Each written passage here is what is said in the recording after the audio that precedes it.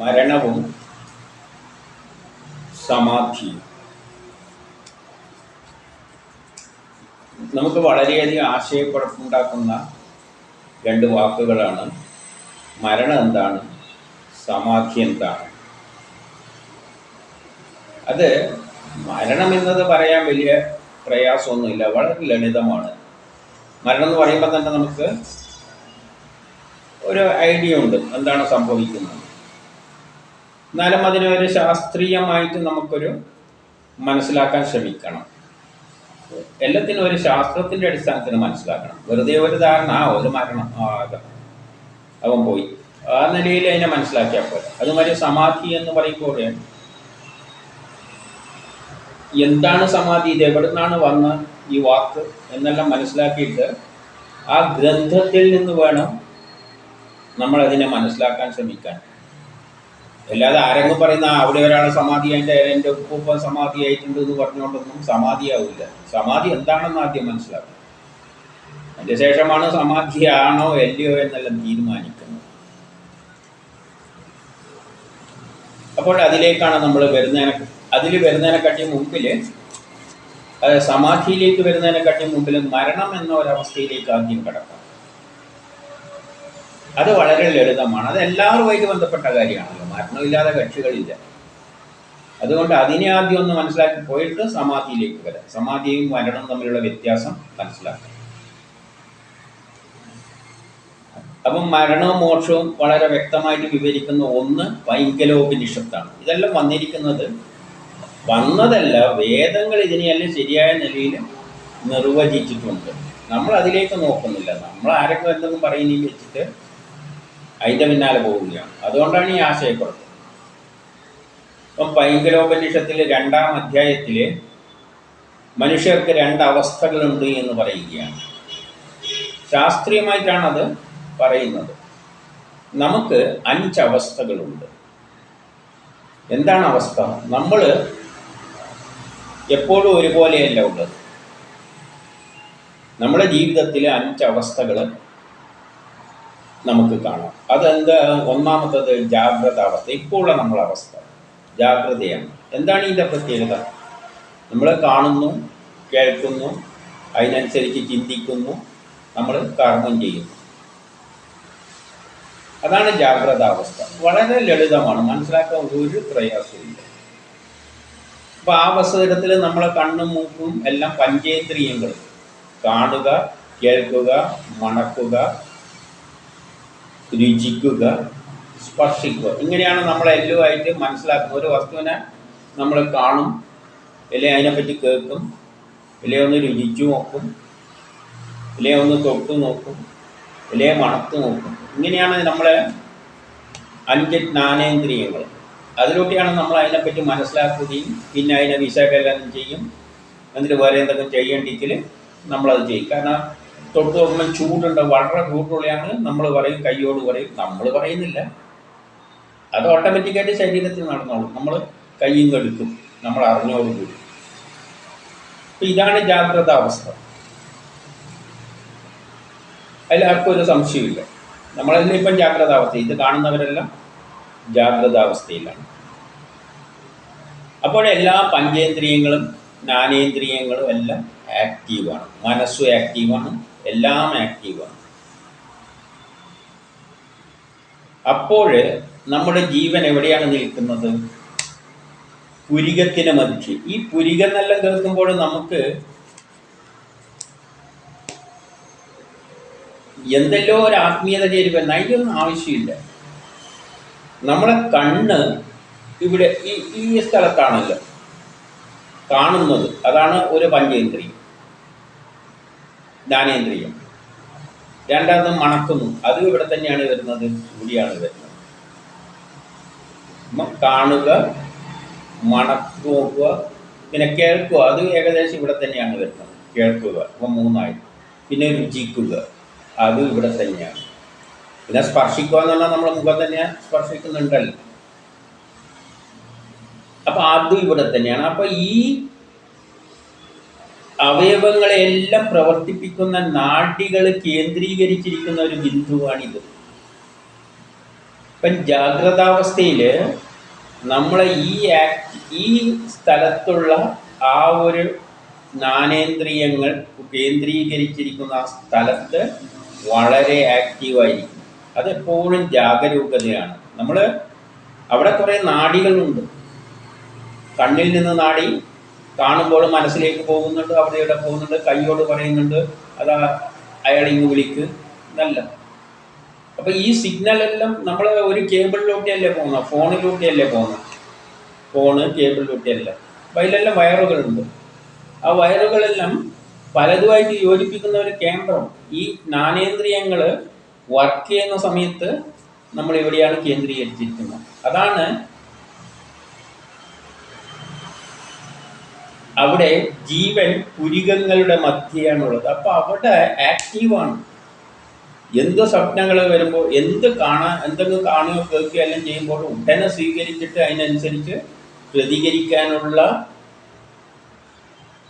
Network ശൃംഖല, communication system അതെവിടെയുണ്ട്?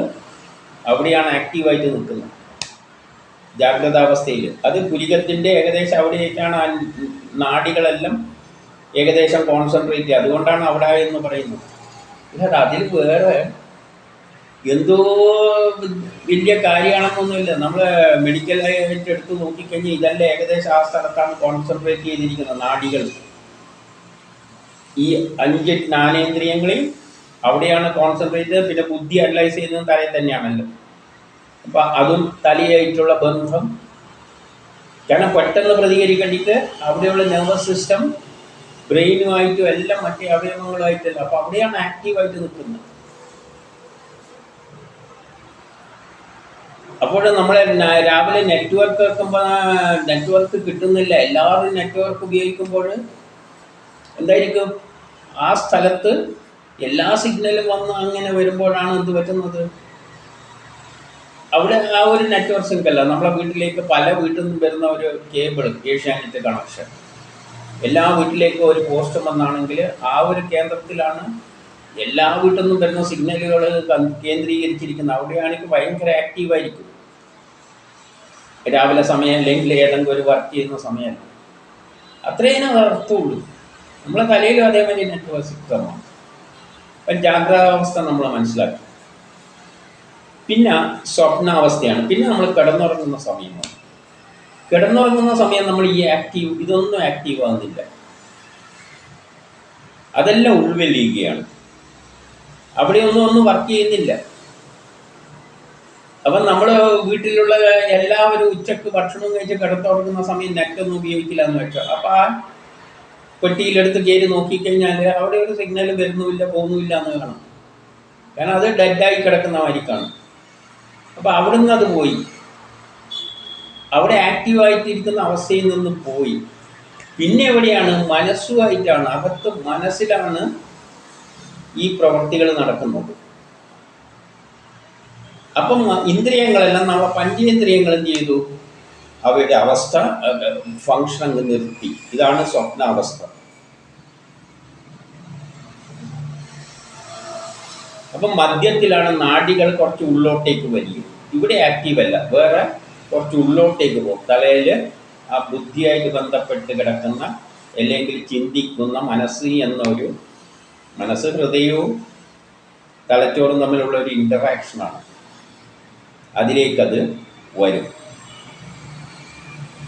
എന്നിട്ട് അതെന്താ ചെയ്യുന്നതെന്ന് വെച്ചാൽ വിചിത്രമായ ഒരു ലോകം സൃഷ്ടിച്ചിട്ട് സ്വച്ഛാനുസരണം അനുഭവിക്കും. അത് അതിൻ്റേതായ ഒരു ലോകം ഭാവനയിൽ ഉണ്ടാക്കിയെടുക്കും. ഈ ലോകമായിട്ട് അതിന് ബന്ധമൊന്നുമില്ല. ഭാവനയിൽ അതിൻ്റേതായ ഒരു ലോകം ഉണ്ടാക്കിയിട്ട് എന്ത് ചെയ്യും? എന്തെല്ലോ കണ്ടുകൊണ്ട്. അതിനുള്ള കാരണം എങ്ങനെയാണെന്ന് വെച്ചാൽ നമ്മൾ വീട്ടിൽ പണിയെല്ലാം എടുത്തു കഴിഞ്ഞാൽ ഭയങ്കര വർക്കും എല്ലായിരിക്കും. പക്ഷേ രാത്രിയാകുമ്പോൾ നമ്മൾ കിടക്കാൻ പോകുമ്പോൾ വീട്ടിൽ അടുക്കളയിൽ വർക്ക് ചെയ്യുന്നവരെന്താ ചെയ്യുക? അവർ പെട്ടെന്നൊന്നും തരില്ല. അവർക്ക് അവിടെ പാത്രങ്ങളെല്ലാം ശരിയാക്കി വെച്ച് എല്ലാം എടുത്ത് എല്ലാം അതേപോലെ വെക്കണം. ഒരു റീഅറേഞ്ച് ചെയ്യണം. അതുപോലെ തന്നെ നമ്മൾ കമ്പ്യൂട്ടർ ഓഫാക്കുന്ന കമ്പ്യൂട്ടർ വരെ അവിടെ വിട്ടിട്ട് എനിക്ക് കുറച്ച് എല്ലാം ഒന്ന് റീഅറേഞ്ച് ചെയ്യാനുണ്ട്. നമ്മൾ കൂട്ടുമ്പോൾ കൂട്ടില്ല. അത് കാരണം ഉള്ളത് എല്ലാത്തിനെയും അതാത് സ്ഥലത്ത് വെക്കണം. അതുപോലെ തന്നെ നമ്മൾ ബ്രെയിനിലും നമ്മൾ പലതും കാണുകയും കേൾക്കുകയും മനസ്സിനെ അനലൈസ് ചെയ്യുകയും എല്ലാം ചെയ്തിട്ട് അവസാനം എന്തുണ്ട്, അതിനെയെല്ലാം വേണ്ടതിനെ എടുക്കുകയും വേണ്ടതിനെ കളയുകയും അല്ലെങ്കിൽ പിന്നെ കൊണ്ടുപോയി വേണ്ട സാധനങ്ങൾ മുമ്പിലും നാളെ ഇന്നത്തെ സംഭവത്തിൻ്റെ അടിസ്ഥാനത്തിൽ അതിലെല്ലാം മനസ്സിൽ മെമ്മറിയിൽ ഇതെല്ലാം ഒന്ന് അറേഞ്ച് ചെയ്യുകയാണ്. വളരെ വേഗത്തിലാണത് ചെയ്യുന്നത്. അങ്ങനെ ചെയ്യുമ്പോൾ നമ്മൾ ആ ഒരു മനസ്സുമായിട്ട് ബന്ധപ്പെട്ടുകൊണ്ടാണ് ആ വർക്ക് നടക്കുന്നത്. പഞ്ചേന്ദ്രിയങ്ങൾക്കും കർമ്മേന്ദ്രിയങ്ങൾക്കും ഒരു ഭാഗമില്ല, ഉള്ളിൽ നടക്കുന്നത്. അപ്പോൾ ആ ലോകത്തിൽ പണ്ട് കണ്ടതും കേട്ടതും എല്ലാം കൂടി അതൊരു കഥ മെനഞ്ഞുകൊണ്ട് അങ്ങനെയൊക്കെ പോകും. അതാണ് സ്വപ്നാവസ്ഥ. ഇപ്പം ജ്ഞാനേന്ദ്രിയങ്ങളെല്ലാം വർക്ക് നിർത്തി, പഞ്ചേന്ദ്രിയങ്ങളും എല്ലാം കർമ്മേന്ദ്രിയങ്ങളും വർക്ക് നിർത്തി. പിന്നെ ഓട്ടോമാറ്റിക്കായിട്ട് ചെയ്യേണ്ട വർക്ക് മാത്രമേ അത് ചെയ്യുകയുള്ളൂ. അപ്പോൾ അതിനും നമുക്കൊരു സംശയമില്ല. പിന്നെ സുഷുപ്തി. സുഷുപ്തിയിൽ എന്ന് പറഞ്ഞാൽ ഇപ്പം വീട്ടിലെ അടുക്കളയിലെ പണിയെല്ലാം പിന്നെ എല്ലാം ഒതുക്കി വെച്ച് കഴിഞ്ഞാൽ വന്ന് കിടക്കും. കമ്പ്യൂട്ടർ ആണെങ്കിലും അതെല്ലാം ചെയ്യേണ്ടതെല്ലാം ചെയ്ത് വേണ്ട സ്ഥലത്ത് വെച്ചതിൻ്റെ ശേഷം പിന്നെ അതും കണ്ടായിട്ടാവും. പിന്നെ ടപ്പും ചൊല്ലി അതങ്ങ് ഓഫാവും. അപ്പം എല്ലാ അവയവങ്ങളും നമ്മളെ ശരീരത്തിൽ ഉള്ളിൽ നടക്കുന്ന ചില കർമ്മങ്ങളുണ്ട്, അതൊഴിച്ചിട്ട് എല്ലാം പോയി റെസ്റ്റ് എടുക്കും. അപ്പോൾ ഞാനെന്ന ചിന്തയും ഇല്ല. ഏതുപോലെ എന്നാൽ ഒരു പക്ഷി എല്ലാം ഓടി നടന്ന് തളർന്ന് അവസാനം കൂട്ടിൽ വന്ന് കിടക്കുന്നത് പോലെ നമ്മളെ എല്ലാ അവയവങ്ങളുടെ ഫങ്ഷനും ഈ നെറ്റ്വർക്ക് സിസ്റ്റം കംപ്ലീറ്റ് ഡെഡായി, ഒന്നുമില്ല. അതുകൊണ്ടത് പൂർണ്ണമായിട്ട് നശിച്ചിട്ടില്ല. രാവിലെ ആദ്യം അത് ഉണരും. അപ്പം സുഷുപ്തി എന്ന് പറയുന്ന അതാണ്. അത് മരിച്ചിട്ടില്ല. ആ നെറ്റ്വർക്ക് സിംഗ്ലൊന്നും മതിയാക്കി കംപ്ലീറ്റ് 100% നിർത്തിയിട്ടില്ല. അതും നിർത്തിയിട്ടില്ല. പിന്നെ ശരീരത്തിലുള്ള രഹസ്യമായി നടക്കുന്ന, നമ്മളറിയാതെ നടക്കുന്ന കുറേ പ്രവർത്തനങ്ങളുണ്ട്. അത് നടക്കുന്നുമുണ്ട്. എന്ത്, ഹൃദയത്തിൻ്റെ ശ്വാസം, ഇതെല്ലാം ശരീരത്തിൻ്റെ ഊഷ്മാവ്, പിന്നെ ഭക്ഷണം കഴിച്ച ഭക്ഷണത്തെ എല്ലാം അതിൻ്റെ അകത്ത് പാകം ചെയ്യുക, ശരീരം ബിൽഡപ്പ് ചെയ്യുക, അങ്ങനെയുള്ള കർമ്മങ്ങളെല്ലാം അകത്ത് നടക്കുന്നുണ്ട്. നമ്മളെ ഞാനെന്ന ചിന്ത വെച്ചിട്ടുള്ളതേ ഇല്ലാതായിട്ടുള്ളൂ. അല്ലാതെ ശരീരത്തിൻ്റെ അകത്തെല്ലാം നടക്കുന്നുണ്ട്. അത്യാവശ്യ ഘട്ടത്തിൽ വണ്ടിയിൽ എന്തെങ്കിലും ഒന്ന് കടിക്കുകയാണെങ്കിൽ നമ്മൾ ഞെട്ടി ഉണരുന്നുണ്ട്. അപ്പോൾ 100% ഒന്നുമല്ല, നമ്മൾ ഞാനെന്ന ചിന്ത വെച്ചിട്ടുള്ള കർമ്മങ്ങളെന്ന് തൽക്കാലം നിർത്തി. അത് കണ്ണും മൂക്കും എല്ലായിട്ടുള്ള ജ്ഞാനേന്ദ്രിയങ്ങളും കർമ്മേന്ദ്രിയങ്ങളുമായിട്ട് ബന്ധപ്പെട്ടതെല്ലാം അതെല്ലാം നിർത്തി റെസ്റ്റ് എടുക്കുന്നു. അതാണ് സുഷുപ്തി. പ്രയാസമൊന്നുമില്ല മനസ്സിലാക്കാൻ, വളരെ സിമ്പിളാണ്. പിന്നെ ഇതല്ലാത്ത ഒരു അവസ്ഥയും മനുഷ്യനുണ്ട്. അതാണ് മൂർച്ഛ എന്ന് പറയുന്നത്. ആ അവസ്ഥയുടെ പ്രത്യേകത എന്താണെന്ന് വെച്ചാൽ, നമ്മൾ ഉറങ്ങിക്കിടക്കുമ്പോൾ ഒരു വടിയെടുത്തിട്ട് പെട്ടെന്നൊരു അടി കൊടുത്ത് നമുക്ക് അടിച്ചാൽ അവൻ ഞെട്ടി ഉണരും. ഞെട്ടി ഉണരുമ്പോൾ എല്ലാ അവയവങ്ങളെല്ലാം ആക്റ്റീവാണ്. മനസ്സുണ്ട്, കണ്ണു കാണുന്നുണ്ട്, കേൾക്കുന്നുണ്ട്, എല്ലാം ഉണ്ട്. പക്ഷേ അവനൊന്നും പ്രതികരിക്കാൻ പറ്റാത്ത ഒരവസ്ഥ. എന്താണ് സംഭവിച്ചതെന്ന് അറിയാതെ ഇങ്ങനെ നിൽക്കുന്ന ഒരവസ്ഥയുണ്ട് മനുഷ്യൻ. അതിനാണ് മൂർച്ഛ എന്ന് പറയുന്നത്. ഉറങ്ങിക്കിടക്കുമ്പോൾ ഒരൊറ്റ അടി കൊടുത്തു കഴിഞ്ഞാൽ ചാടി എണീച്ചിട്ട് എന്താ സംഭവം എന്നില്ലാതെ അറിയാതെ ഒരു അവസ്ഥയും ജീവിതത്തിൽ ചില സമയത്തുണ്ട്. അതാണ് 4ാമത്തെ അവസ്ഥ, മൂർച്ഛ. അത് മനസ്സിലാക്കാൻ പ്രയാസമൊന്നുമില്ല. കാരണം എല്ലാം എണീച്ചിട്ട്, ഇപ്പം നമ്മൾ ഉറങ്ങിക്കഴിഞ്ഞിട്ട് എണീച്ച് വരുമ്പോൾ നമ്മൾ ആദ്യമെല്ലാം ഒരു ആലസ്യമാണ്, എന്താ ചെയ്യേണ്ടത് ഇങ്ങനെയല്ല. പിന്നെ ആ ബുദ്ധിയെല്ലാം ഒന്ന് നേരം ഇനി തൊട്ടിട്ട് ഇന്ന് ചെയ്യണം, മറ്റേ ചെയ്യണം, പല്ല് തേക്കണം, ഇതെല്ലാം പിന്നെ ക്രമത്തിൽ എണീച്ചപ്പാടെ തന്നെ ഒരെന്തോ മാതിരി അവസ്ഥയാണ്. കാരണം എല്ലാം അതാതിൻ്റെ ആക്റ്റീവ് ജോലി സ്ഥലത്തേക്ക് വരണമല്ലോ, എല്ലാം ഇവിടെ വരണ്ടേ. അപ്പം അതിനെല്ലാം ഉപയോഗിച്ച് ബുദ്ധി അതിനനുസരിച്ച് ഫങ്ഷൻ കുറച്ച് സമയമെടുക്കും. അതാണ് കമ്പ്യൂട്ടറിലെല്ലാം ഒരു മാനേജ്മെൻറ്റിലെല്ലാം അങ്ങനെ ഒരു സമയമുണ്ട്. എന്ത് കിട്ടേണ്ടിക്ക നമ്മളിപ്പോൾ ഒരു സാധനം പർച്ചേസ് ചെയ്യേണ്ടിക്ക് അതിന് ആദ്യം ഒന്നുണ്ട്, കുറച്ച് ഒരു ഡിലേ എല്ലാം ഉണ്ട്. അതും കൂടി കണക്കിലെടുക്കണം. പെട്ടെന്ന് ഒരു യന്ത്രം മാതിരി ഒന്നും പോലും. ഒരു കാറ് സ്റ്റാർട്ടാക്കണ്ടെങ്കിൽ ആദ്യം എന്തുണ്ട്, ഒരു ഡ്രൈവർ കയറി ഇരുന്ന് കഴിഞ്ഞാൽ അയാൾക്ക് കുറച്ച് ഇങ്ങനെയെല്ലാം ഉണ്ട്. അതുപോലെ ശരീരത്തിനുണ്ട്. അങ്ങനെ ചിന്തിച്ചാൽ മതി. അതാണ് മൂർച്ച. അപ്പോൾ അടി കിട്ടുമ്പോൾ സാധാരണ നിലയിലും നല്ല ഗ്രാജുവലായിട്ടാണ് വരുന്നത്. പക്ഷെ അടി കിട്ടുമ്പോൾ അതല്ല അവസ്ഥ. പെട്ടെന്ന് ഞെട്ടി ഉണരുകയാണ്. എന്താ പരിസര ബോധമില്ല. അതാണ് മൂർച്ച. അപ്പം നാലാമത്തെ അവസ്ഥ ഒരു സംശയമില്ല. അഞ്ചാമത്തേതാണ്, ഇതിൽ നിന്നെല്ലാം ഭിന്നമായതാണ് മരണം. മരണം എന്ന് പറയുമ്പോൾ നമ്മൾ ഈ അവയവങ്ങളുടെ എല്ലാം ഫങ്ഷൻ അങ്ങ് നിർത്തുകയാണ്. എല്ലാം നിർത്തിയാണ്. ഇനി അത് സ്റ്റോപ്പ് ചെയ്തു. ഇനി ഈ ഫങ്ഷൻ ഇല്ല. ഇതാണ് മരണം. കാരണം അവയവങ്ങളെല്ലാം, അതായത് നമ്മളെ ഉള്ളിലോട്ട് പ്രവർത്തിക്കുന്ന, നമ്മൾ അറിയാതെ പ്രവർത്തിക്കുന്ന ശ്വാസവും ഉള്ളിൽ നടക്കുന്ന കുറേ ശരീരങ്ങൾ ചെയ്യുന്ന കാര്യങ്ങളെല്ലാം ഈ ശരീരത്തിൻ്റെ ആവശ്യം കഴിഞ്ഞു. അതോടുകൂടി ഞാനെന്ന ആ ഇതും പോയി. പിന്നെ ഞാനും ഇല്ല. അതാണ് മരണം.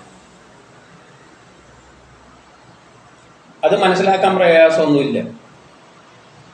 ഒരു കമ്പ്യൂട്ടർ മരിച്ചു എന്ന് പറഞ്ഞു കഴിഞ്ഞാൽ അത് പിന്നെ വർക്ക് ചെയ്യിക്കാൻ പ്ലഗ് കുത്തിയിട്ട് ഓണാക്കിയാലൊന്നും വർക്കാവില്ല.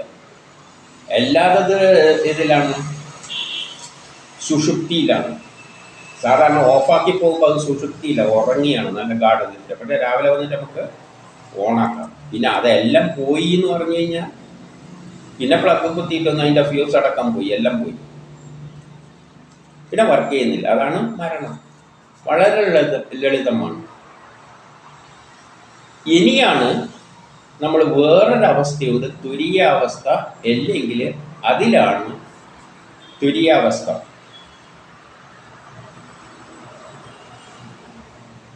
ആ അവസ്ഥയിലാണ്,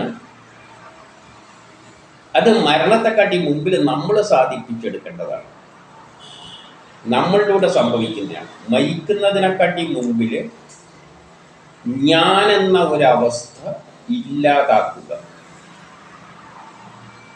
അപ്പം ഞാനെന്ന അവസ്ഥ ഇല്ലാതാക്കുക എന്ന് പറഞ്ഞാൽ സുഷുപ്തിയിലും ഞാനില്ലല്ലോ. അപ്പം ആ അവസ്ഥയല്ല, അതിൻ്റെ അപ്പുറവും കടന്നു പോകുന്നുണ്ട്. ഞാൻ സുഷുപ്തിയിലാണെങ്കിൽ പിന്നെ അതിൻ്റെ അകത്തുനിന്ന് എന്ത് ചെയ്യാം, തിരിച്ചു വരാം.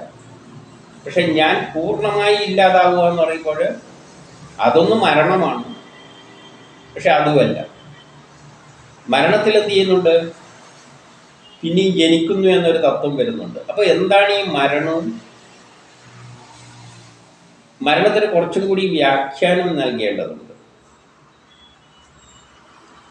അപ്പം അങ്ങനെ വരുമ്പോഴാണ് എന്തിനാണ് നമ്മൾ ജനിക്കുന്നത് എന്നുള്ളൊരു വശത്തിലേക്ക് നമ്മൾ കടക്കേണ്ടത്. നമ്മളെ ജനിപ്പിക്കുന്നതിന് കർമ്മം ചെയ്യാനാണ്, വെറുതെ ജനിപ്പിക്കുന്നതല്ല. അപ്പം അതിലേക്ക് ശരിക്കും മനസ്സിലാക്കണം.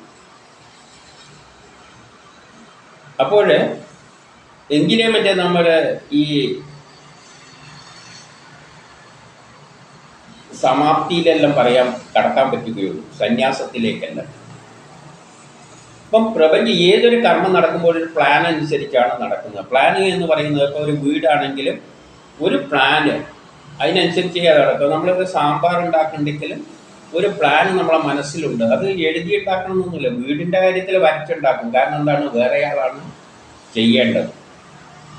പലയിടത്തുനിന്ന് അപ്രൂവലെല്ലാം കിട്ടണം. അതിനാണ് ആ ഐഡിയ പേപ്പറിലാക്കുന്നത്. അല്ലെങ്കിൽ ഐഡിയക്ക് പേപ്പർ വേണമെന്നൊന്നുമില്ല. ആ മനസ്സിൽ തന്നെ ആശയം വന്നിട്ട് നമ്മൾ സാമ്പാർ ഉണ്ടാക്കുമ്പോൾ പേപ്പറിൽ വരച്ചിട്ട് പ്ലാൻ ഉണ്ടാക്കിയിട്ടൊന്നുമില്ല. നമ്മളെ മനസ്സിൽ തന്നെയുണ്ട്. നേരെ പോയിട്ട് അതിനനുസരിച്ച് നമ്മൾ മനസ്സ് പറയും ഇന്ന് ചെയ്യും. അതാണ് പ്ലാൻ. ആദ്യം പാത്രം കഴുകി, വെള്ളം എടുക്കുക, ചായ ഉണ്ടാക്കാണ്ടെങ്കിൽ അടുപ്പത്ത് വെക്ക്, സ്റ്റൗ ഓണാക്ക്. ഇതെല്ലാം ഒരു പ്ലാൻ അനുസരിച്ച് മനസ്സ് പറഞ്ഞുകൊണ്ടേയിരിക്കും. നമ്മളതിനനുസരിച്ച് ചെയ്യും. അറിയാതെ ആളാണെങ്കിൽ, ഒന്നും അറിയാതെ ഒരു കുട്ടി ചായ ഉണ്ടാക്കാനാണെങ്കിൽ നമ്മൾ എഴുതി കൊടുക്കണം. ആദ്യം പാത്രം എടുക്കുക, പിന്നെ അതിനെ കഴുകുക, പിന്നെ വേണ്ട വെള്ളം എടുക്കുക, സ്റ്റൗവിൻ്റെ പുറയെല്ലാം തുറക്കുക. ഇങ്ങനെ എഴുതി കൊടുക്കേണ്ടി വരും. അല്ലെങ്കിൽ അവനത് ചെയ്യാൻ പറ്റില്ല. അപ്പം അറിയാതെ വർക്കാണ്. അപ്പം പക്ഷേ എന്തുണ്ട്, ഒരു പ്ലാനുണ്ട്. അത് രൂപമൊന്നും വേണ്ട. അല്ല, അതിന് പേപ്പറിലാക്കേണ്ടിയൊന്നുമില്ല, മനസ്സിലാണ്. ഈ മനസ്സ് എന്നത് മനുഷ്യനെ സംബന്ധിച്ചിടത്തോളാണ് മനസ്സ്.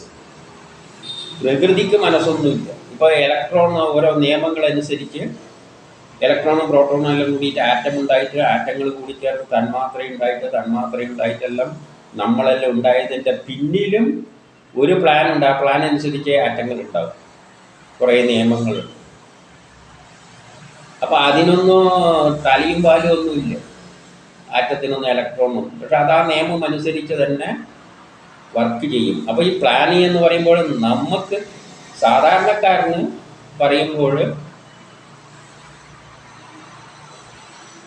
തലയിൽ ബുദ്ധിയിൽ നല്ല ചിന്തിച്ചു പോവുകയാണ്. അതിന് കണ്ണുമുക്കൊന്നുമില്ല, അതിൻ്റെ ആവശ്യമില്ല.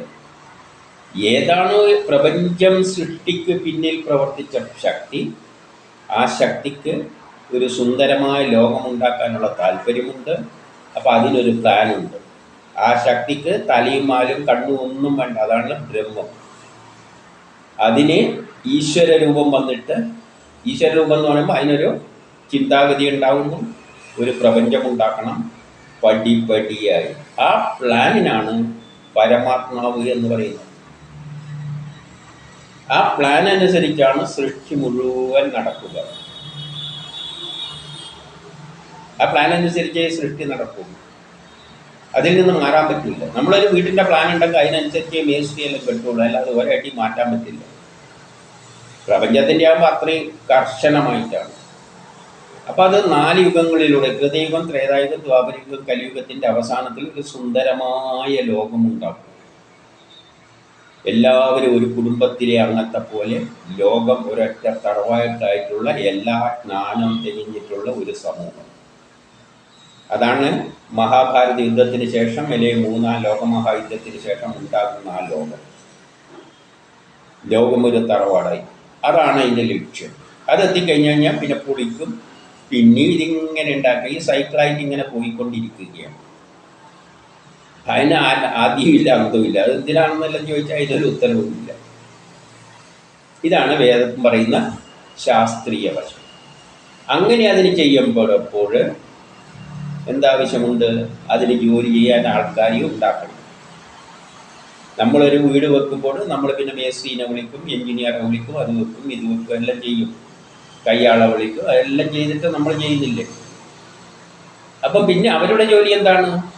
നമ്മൾ ഈ പ്ലാൻ അനുസരിച്ച് ചെയ്യുക മാത്രമാണ്, അല്ലാതെ വേറെ അവർക്കൊന്നും ചെയ്യാൻ. ഈ പ്ലാൻ അനുസരിച്ച് ചെയ്തോളൂ, അതിന് വേണ്ട ആളെയും നമ്മൾ വിളിക്കുന്നു. അതുപോലെ പ്രപഞ്ച സൃഷ്ടിക്ക് ആ പ്ലാൻ അനുസരിച്ചിട്ട്, അതിനാണ് പരമാത്മാവ് എന്ന് പറയുന്നത്. മനുഷ്യരെ സൃഷ്ടിച്ചിട്ടാണ് കുറേ കർമ്മങ്ങൾ ചെയ്യിപ്പിക്കുന്നത്. മനുഷ്യരെ സൃഷ്ടിച്ചിട്ടാണ്. അപ്പം മനുഷ്യരെ സൃഷ്ടിക്കുമ്പം ആ മനുഷ്യൻ എപ്പോഴും എന്ത് ചെയ്യണമെന്ന് തീരുമാനിച്ചിട്ടാണ് ആ സൃഷ്ടി നടക്കുന്നത്. ഇപ്പം എല്ലാ മനുഷ്യരെയും അവനൊരു ജോലിയുണ്ട്, അത് ഇന്ന സമയം, അതാണ് സമയവുമായിട്ട് ബന്ധിപ്പിച്ചിട്ടാണ്.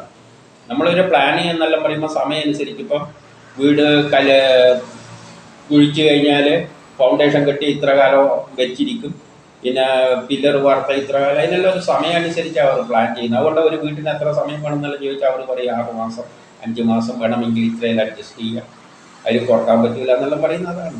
ആളെ അധികം കൂട്ടിക്കൊണ്ടൊന്നും അത് നടക്കില്ല. അതിനൊരു പ്രൊജക്റ്റ് ടൈമുണ്ട്.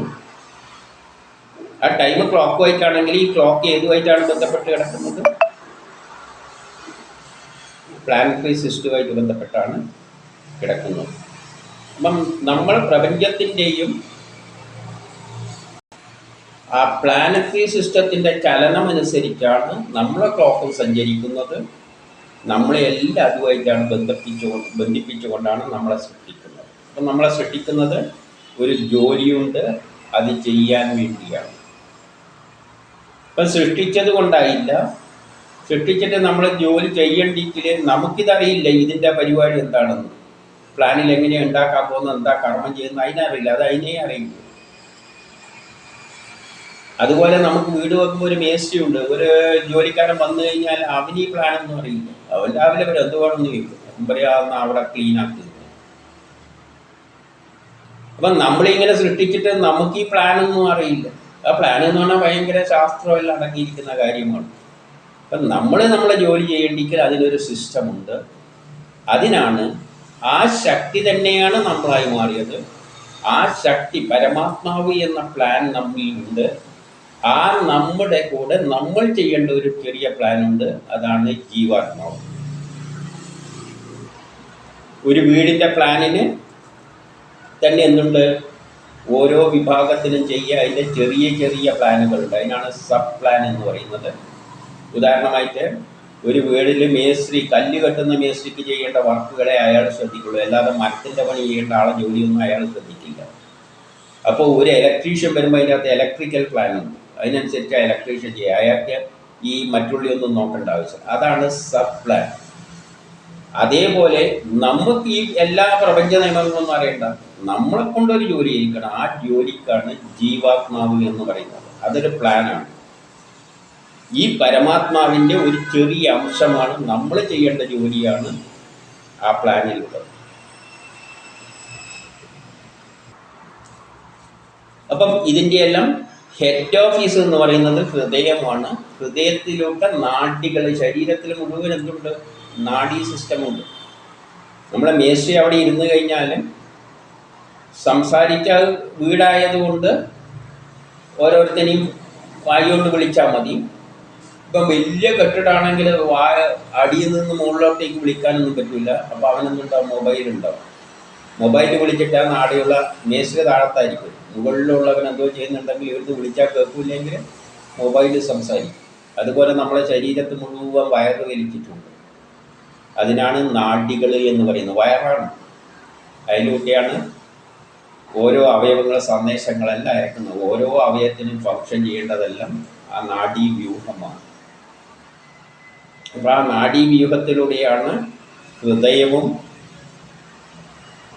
എല്ലാമായിട്ട്. ഈ ഹൃദയത്തിൻ്റെ പ്ലാനും എവിടെ നിന്നാണ് വന്നത്? പരമാത്മാവ് പ്രപഞ്ച പ്ലാനുമായിട്ട് ബന്ധിപ്പിച്ചിട്ടുണ്ട്. അത് ക്ലോക്കുമായിട്ട് ബന്ധിപ്പിച്ചിട്ടുമുണ്ട്. ക്ലോക്ക് എന്ന് പറയുന്ന പ്ലാനറ്ററി സിസ്റ്റമാണ്. അപ്പോൾ ആ പ്ലാനറ്ററി സിസ്റ്റം എല്ലാമാണ് സിഗ്നല് നമ്മളെ നാഡിയിലൂടെ കയറി വന്നിട്ട് നമ്മളെ ആക്ടിവേറ്റ് ചെയ്യുന്നത്. ഏത്? ആ പ്ലാനുമായിട്ട് ബന്ധിപ്പിച്ചിട്ട്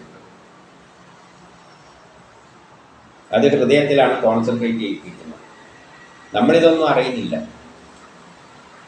നമ്മളെങ്ങനെ വളരണമെന്നും നമ്മളുടെ ഏത് ബുദ്ധി, ഏത് കഴിവുകൾ വികസിക്കണമെന്നെല്ലാമുള്ള ഒരു പ്ലാന് നമ്മൾ ജനിതക ഘടനയിൽ എഴുതി വെച്ചിട്ടുണ്ട്. അതിനനുസരിച്ചാണ് ശരീരം വളരുന്നതും ഓരോ അവയവങ്ങളെയും ഡെവലപ്പ് ചെയ്യുന്നത്. അതാണ് ജനിതക ഘടന.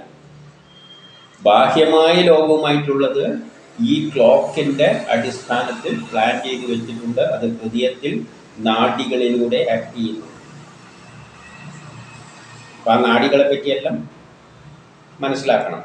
എന്തെല്ലാമാണ് നാഡികൾ, അതവിടെ ഇരിക്കട്ടെ. എന്നിട്ട് നമ്മളെക്കൊണ്ട് എങ്ങനെയാണ് വർക്ക് ചെയ്യിപ്പിക്കുന്നത്? നമുക്കിതൊന്നും അറിയില്ലല്ലോ. നമ്മൾ ആദ്യം എന്തുണ്ടാക്കുന്നു? ഞാനെന്നൊരു വികാരം ഉണ്ടാക്കുന്നു. എന്തിനു വേണ്ടി? കർമ്മം ചെയ്യാൻ വേണ്ടി. ഗാഠനിദ്രയിൽ നമുക്ക് കർമ്മം ചെയ്യേണ്ട ആവശ്യമില്ല. അതുകൊണ്ട് എന്നേരത്തില്ല, ഞാനുമില്ല.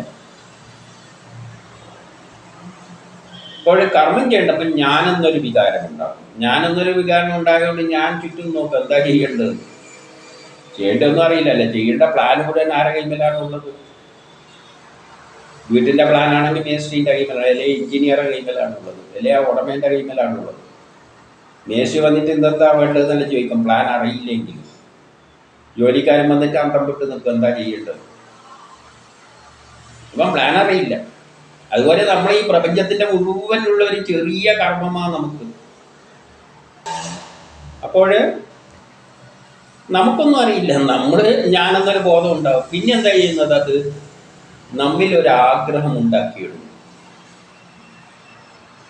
ഞാനെന്ന ചിന്ത ഉണ്ടാക്കിയിട്ട് നമ്മളിലൊരാഗ്രഹം ഉണ്ടാക്കുന്നു. ഇത് നമ്മൾ അറിയുന്നില്ല. ഇവിടെയാണ് മായ തുടങ്ങുന്നത്.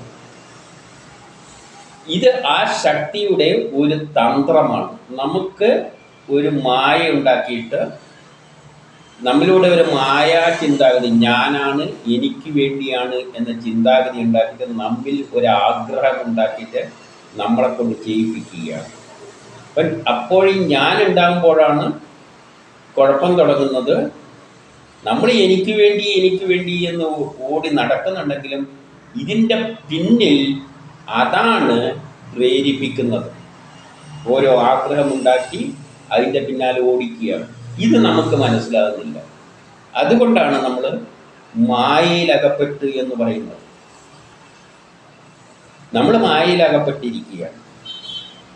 നമ്മൾ വിചാരിക്കുന്നത് നമ്മൾ ആണ് ഈ നമ്മൾ എന്നതും ജോലി ചെയ്യുമ്പോഴേ ഉള്ളൂ. നല്ല ഗാഠനിദ്രയിൽ നമ്മളില്ല. ജോലി ചെയ്യേണ്ട സമയം നമ്മളൊരു ചിന്തയുണ്ടാക്കും, നമ്മളെ കൊണ്ട് ഓരോന്ന് ജയിപ്പിച്ചുകൊണ്ടിരിക്കും. അങ്ങനെയാണ് കർമ്മം ജയിപ്പിച്ചിട്ട്, അതാണ് അതിൻ്റെ തന്ത്രം, അതാണ് മായാലോകം എന്ന് പറയാൻ കാരണം. നമ്മളിൽ നിന്നും മറച്ചു വെച്ചിരിക്കുകയാണ് യഥാർത്ഥ സത്യം. നമ്മൾ എനിക്ക് വേണ്ടി എന്ന ചിന്തയിൽ കർമ്മം ചെയ്യുകയാണ്. അതിൽ നിന്നും നമുക്ക് മുക്തനാകാനും പറ്റില്ല. അപ്പോൾ അതെന്താ ചെയ്യുക? നമ്മളെക്കൊണ്ട് കർമ്മം ചെയ്യിപ്പിക്കും. ഓരോ ആഗ്രഹമുണ്ടാക്കും. നമ്മൾ ആഗ്രഹത്തിൻ്റെ പിന്നാലെ ഒരു വീട് കെട്ടും, റോഡ് കെട്ടും. അതിലൂടെ ലോകം പുരോഗമിക്കുന്നു. ആ ശക്തി സുന്ദരമായ ഒരു വസുദേവ കുടുംബത്തിലേക്ക് ലോകത്തെ കൊണ്ടുപോവുകയാണ്. അപ്പോൾ ഒരു പരമാത്മാവുണ്ട്, നമ്മളെ ഉള്ളിൽ ശരിയായൊരു പ്ലാനുണ്ട്. ലോകത്തിൻ്റെ മുഴുവൻ പ്ലാന് പിന്നിലുണ്ട്. അതിൽ നിന്നും നമ്മളെ ഹൃദയത്തിലേക്ക് നമ്മൾ ചെയ്യേണ്ട ഒരു പ്ലാനിനാണ് ജീവാത്മാവ് എന്ന് പറയുന്നത്. ഇത് രണ്ടും വേർപെട്ട് നിൽക്കുകയാണ്. ഇത് സാക്ഷിയാണ്. കാരണം നമ്മൾ ആ പ്ലാനിൻ്റെ ആവശ്യം നമുക്കില്ല. ഇപ്പോൾ ഒരു ഇലക്ട്രീഷ്യനെ സംബന്ധിച്ചിടത്തോളം വീട്ടിൻ്റെ മുഴുവൻ പ്ലാനൊന്നും ഇലക്ട്രീഷ്യൻ ആവശ്യമുണ്ട്. അയാൾക്ക് ആ ഇലക്ട്രിക്കൽ സർക്യൂട്ട് മാത്രം കിട്ടിയാൽ മതി. ആ വീടിൻ്റെ പിന്നെ ഫിറ്റ് ചെയ്യേണ്ട സ്ഥലമല്ല. അല്ലാതെ വീട്ടിൽ കല്ല് കെട്ടുകൊണ്ടോ മറ്റേ അന്ന് അയാൾക്ക് ആ പ്ലാനുമായിട്ടുള്ള ബന്ധമൊന്നുമില്ല. അതുപോലെ തന്നെ നമ്മളെ ജീവാത്മാവ് എന്ന് പറയുന്നത് അതാണ് ആക്റ്റീവ്. മറ്റേത് അടുത്തുണ്ട്, പക്ഷെ വെറുതെ നിൽക്കുകയാണ്. അതാണ് സാക്ഷി എന്ന് പറയുന്നത്. ഇത് പരമാത്മാവ്, ഈ ജീവാത്മാവ്. ഇത് രണ്ടും കുറച്ച് വേർപെട്ട് നിന്നുകൊണ്ട് ഇതാണ് ഞാനെന്ന വികാരം ഉണ്ടാക്കിക്കൊണ്ട് കർമ്മത്തിലെല്ലാം ഇൻവോൾവ് ആകുന്നത്. ഏതുപോലെ എന്നാൽ നമുക്കൊരു കമ്പ്യൂട്ടറിൽ വിൻഡോസ് ഉണ്ട്. വിൻഡോസ് എന്ന് പറയുന്നത് എവിടെയോ കിടക്കുകയാണ്. അത് എല്ലാത്തിനെയും വർക്ക് ചെയ്യിപ്പിക്കുന്ന ഒരു സിസ്റ്റമാണ്, കംപ്ലീറ്റ് സിസ്റ്റമാണ്. പക്ഷെ അതിൻ്റെ ഒരു ചെറിയ സാധനം എടുത്തിട്ട് നമ്മളെ കമ്പ്യൂട്ടറിൽ ലോഡ് ചെയ്ത് കഴിഞ്ഞാൽ നമുക്ക് വേണ്ട ഫങ്ഷൻ ആ കമ്പ്യൂട്ടർ ചെയ്യും. പക്ഷേ ഒരു മാസ്റ്റർ പ്ലാൻ അവിടെയുണ്ട്. അതിൻ്റെ ഒരു ചെറിയ അംശമാണ് ജീവാത്മാവാണ് നമ്മളെ കമ്പ്യൂട്ടറിലുള്ളത്. വിൻഡോസ് തന്നെയാണ്, പക്ഷേ അതിൻ്റെ ഒരു അംശമാണ്. ആ തരത്തിൽ നമ്മളിതിനെ കാണണം. അപ്പം നമ്മളെ കൊണ്ട് കർമ്മം ചെയ്യിപ്പിക്കുന്നു. കർമ്മം ചെയ്യിപ്പിക്കുന്നത് എങ്ങനെയാണ്? ആഗ്രഹം ഉണ്ടാക്കി. അപ്പം നമ്മളെ കർമ്മം തീരുമ്പോൾ എന്ത് പറ്റും? ആഗ്രഹമില്ലാതാവും. പിന്നെ മരിക്കേണ്ട സമയമാവും. അപ്പോഴേക്കാണ് എല്ലാം അടിച്ച് കളഞ്ഞ് ഫങ്ഷനും നിൽക്കുന്നു. നമ്മളെ ഹൃദയത്തിൻ്റെ ഫങ്ഷനും എല്ലാം അതോടെ നിൽക്കും. നമ്മൾ മരിക്കും. നമ്മളെ ശരീരം സ്റ്റോപ്പായി. കാരണം നമ്മളെ കർമ്മം തീർന്നു. പക്ഷേ അടുത്ത ജന്മത്തിലും നമുക്ക് കർമ്മം ചെയ്യാനുണ്ട്. അപ്പോൾ എന്ത് പറ്റും? ഇതേ ആത്മപ്ലാന്, അതായത് വിൻഡോസ്, വേറൊന്നിലും ലോഡ് ചെയ്യും. ഇവിടെ നിന്ന് എന്തെങ്കിലും പോകുന്നുണ്ടോ എന്ന് ചോദിച്ചാൽ പോകാനൊന്നുമില്ല. കാരണം ഇതിൻ്റെ അകത്തുള്ള കമ്പ്യൂട്ടറിൽ ലോഡ് ചെയ്ത സോഫ്റ്റ്വെയർ ഈ കമ്പ്യൂട്ടർ ചാവുമ്പോൾ നമ്മൾ ആ സോഫ്റ്റ്വെയറിനെ എടുത്തിട്ട് അങ്ങോട്ട് കൊണ്ടുപോകേണ്ട ആവശ്യമൊന്നുമില്ല. ആ സോഫ്റ്റ്വെയർ അടിച്ച് അതിൻ്റെ അകത്തുള്ള പ്രോഗ്രാം അടിച്ച് കളഞ്ഞാലും ആ സോഫ്റ്റ്വെയർ എവിടെയാണ് കിടക്കുന്നത്? യഥാർത്ഥ വിൻഡോസിലാണ് കിടക്കുന്നത്. അപ്പോൾ അതിൻ്റെ വേറൊരു അംശം എടുത്തിട്ട് വേറൊരു കമ്പ്യൂട്ടറിൽ ലോഡ് ചെയ്താൽ മതി. അപ്പം മരണം എന്ന് പറയുമ്പോൾ പോകുന്നുണ്ടോ എന്ന് ചോദിച്ചു കഴിഞ്ഞാൽ ഇത് അവിടെ നിന്ന് തന്നെയാണ് വന്നിരിക്കുന്നത്.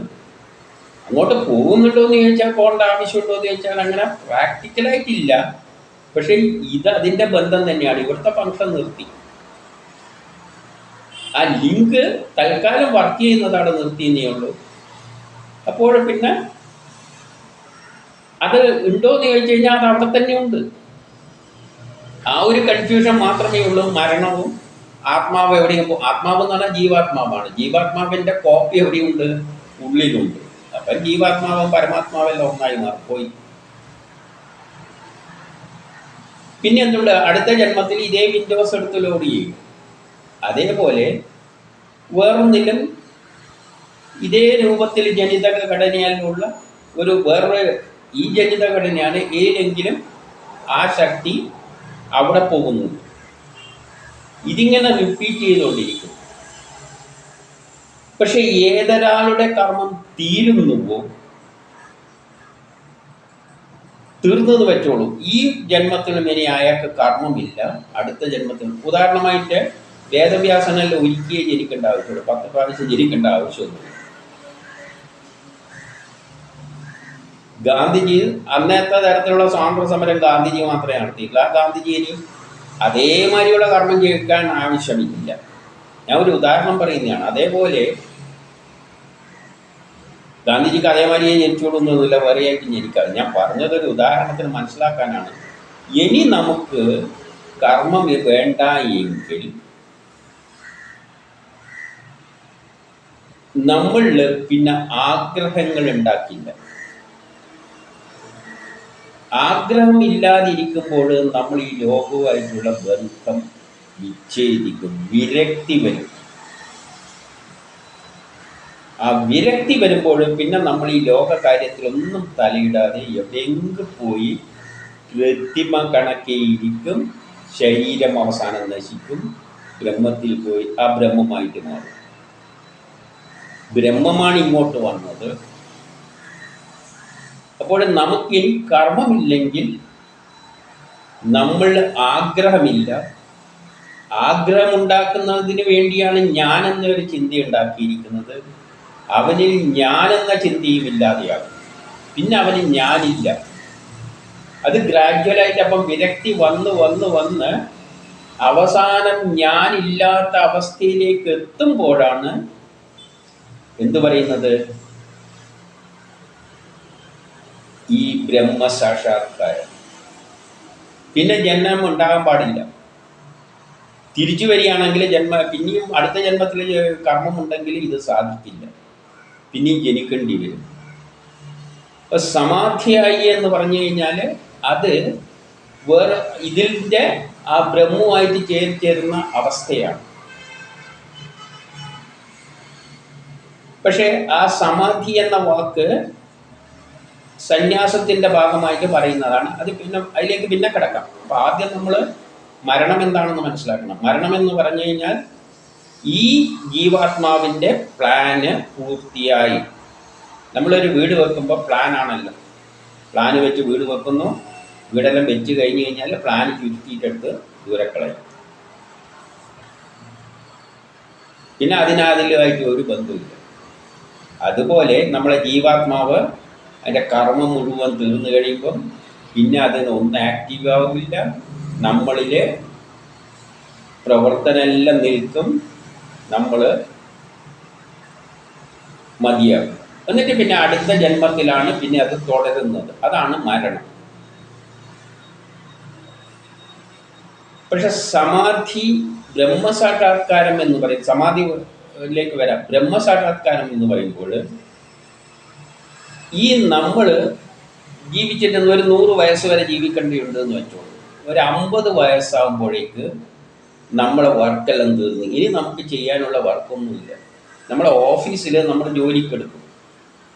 നമ്മൾ വർക്ക് ചെയ്തുകൊണ്ടിരിക്കും. ടൈപ്പിസ്റ്റാണ്, ടൈപ്പ് ചെയ്തുകൊണ്ടിരിക്കുകയാണ്.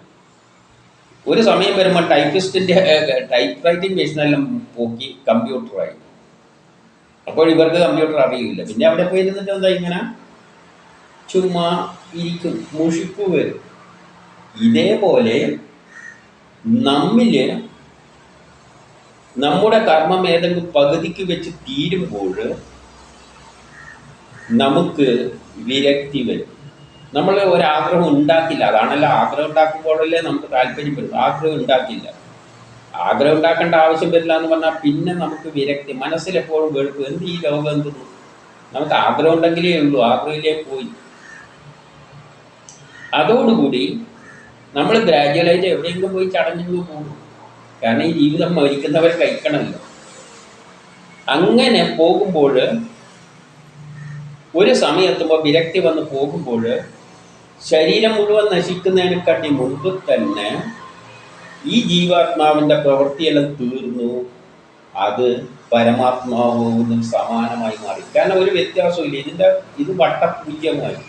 പിന്നെ അവിടെ എന്തേ ഉള്ളൂ, ഒറ്റൊന്നേ ഉള്ളൂ, ഈ മാസ്റ്ററായിട്ടുള്ള പരമാത്മാവ് മാത്രമേ ഉള്ളൂ.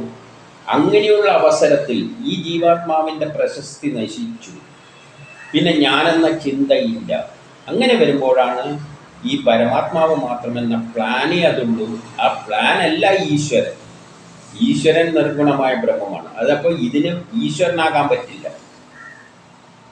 ബ്രഹ്മമാണ് നിർഗുണമായത്, ഇത് പരമാത്മാവ് എന്ന പ്ലാനാണ്. നമ്മൾ കർമ്മമാണ് തീരുന്നത്, ഞാനെന്ന ചിന്തയാണ് തീരുന്നത്.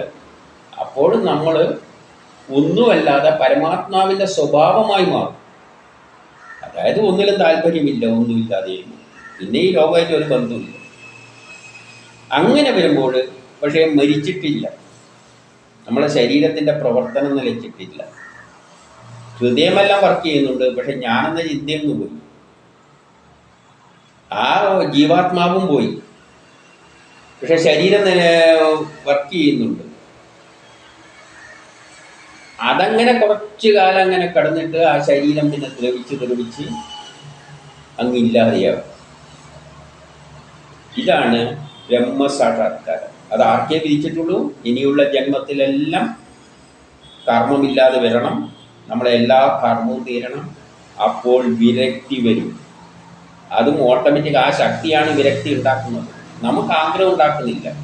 അത് ആരാണ് ചെയ്യുന്നത്? അതാണ് നമ്മളെ കൊണ്ട് കർമ്മം ചെയ്യിപ്പിക്കാൻ ആഗ്രഹം ഉണ്ടാക്കുന്നത്. അതാണ് ജോലി തീരുമ്പോൾ ആഗ്രഹം ഇല്ലാതാക്കുന്നതും അതാണ്.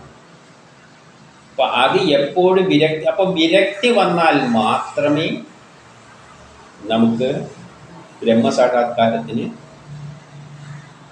നമ്മൾ തന്നാലെ അറിയാതെ ഇട്ടെറിഞ്ഞങ്ങ് പോകും. നമ്മളെ മനസ്സങ്ങനെയാണ്. പിന്നെ ഈ ലോകമായിട്ട് ആരുമായിട്ട് സംസാരിക്കില്ല. അതാ കഴിഞ്ഞാലെല്ലാം പറഞ്ഞ കുടുംബത്തെയെല്ലാം വിട്ടെറിഞ്ഞ് ഉടുപ്പ് പോലും എടുത്തു കഴിഞ്ഞ് ഈ ശരീരത്തെ പറ്റി, ശരീരത്തിൻ്റെ ആവശ്യമില്ല. പിന്നെ ഞാനില്ലെങ്കിൽ പിന്നെ ഈ ശരീരത്തിന്.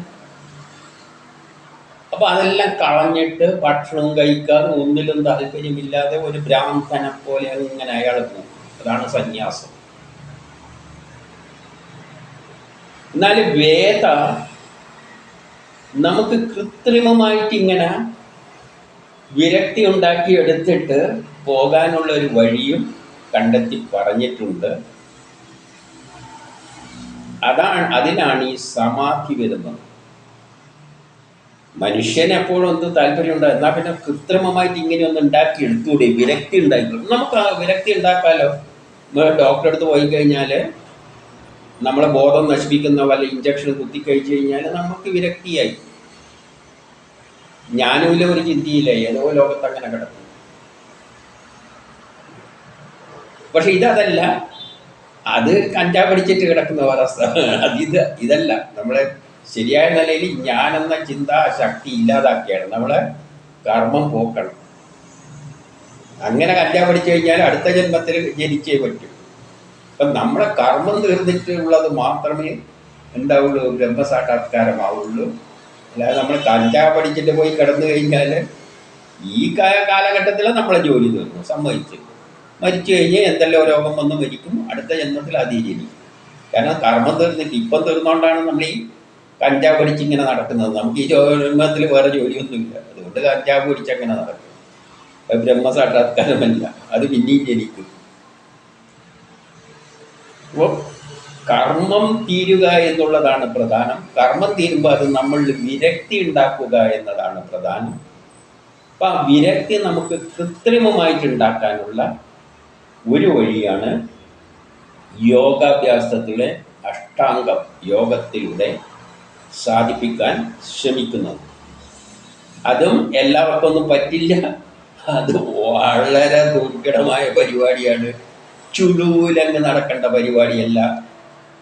ഒരു സന്യാസി എന്തെല്ലാം വഴികൾ പോകുന്നുണ്ടോ ആ വഴിയിലൂടെ തന്നെ പോകണം. ഒന്നാമത് വിരക്തി ഉണ്ടാകണം. അപ്പം നമ്മൾ ആദ്യം ചെയ്യേണ്ടത് വിരക്തി ഉണ്ടാക്കുക എന്ന് പറഞ്ഞാൽ നമുക്ക് ഈ ലോക കാര്യങ്ങളിലൊന്നും താല്പര്യമില്ലാതെ, അച്ഛനും ഇല്ല അമ്മയും ഇല്ല എന്നുള്ള ഒരു ചിന്താഗതി നമ്മളിൽ കൃത്രിമമായിട്ട് ഉണ്ടാക്കണം. അപ്പം തന്നെ മനസ്സിലാക്കണം, തുടക്കം എവിടെ നിന്നാണ്? ബന്ധങ്ങൾ ഉപേക്ഷിക്കുക, ലോകകാര്യങ്ങൾ ഉപേക്ഷിക്കുക. അഷ്ടാംഗ യോഗത്തിലും ആദ്യം ചെയ്യാൻ ശ്രമിക്കുന്നത് പടിപ്പടിയായി ബന്ധങ്ങൾ ഉപേക്ഷിച്ചു കൊണ്ടുപോകാനുള്ള വഴികൾ ഉപദേശിക്കുകയാണ്. അതാണ് ജാംബാല ദർശനോപനിഷത്തിലൂടെ പറയുന്നത്. 8 തത്വങ്ങളിലൂടെ അഷ്ടാംഗ യോഗത്തിലൂടെ നമ്മളോട് പറയുകയാണ് യമം, നിയമം, ആസനം, പ്രാണായാമം, പ്രത്യാഹാരം, ധ്യാനം, ധാരണം, സമാധി. ഇങ്ങനെ ആദ്യത്തെ 6 ഖണ്ഡത്തിലൂടെ ഇതിൽ ചിലതെല്ലാം പറയുകയാണ്. നമുക്ക് ആദ്യം അതിലേക്ക് വരാം. അപ്പം ആദ്യം യമം, നിയമം, ആസനം, പ്രാണായാമം, പ്രത്യാഹാരം, ധ്യാനം, ധാരണം, സമാധി.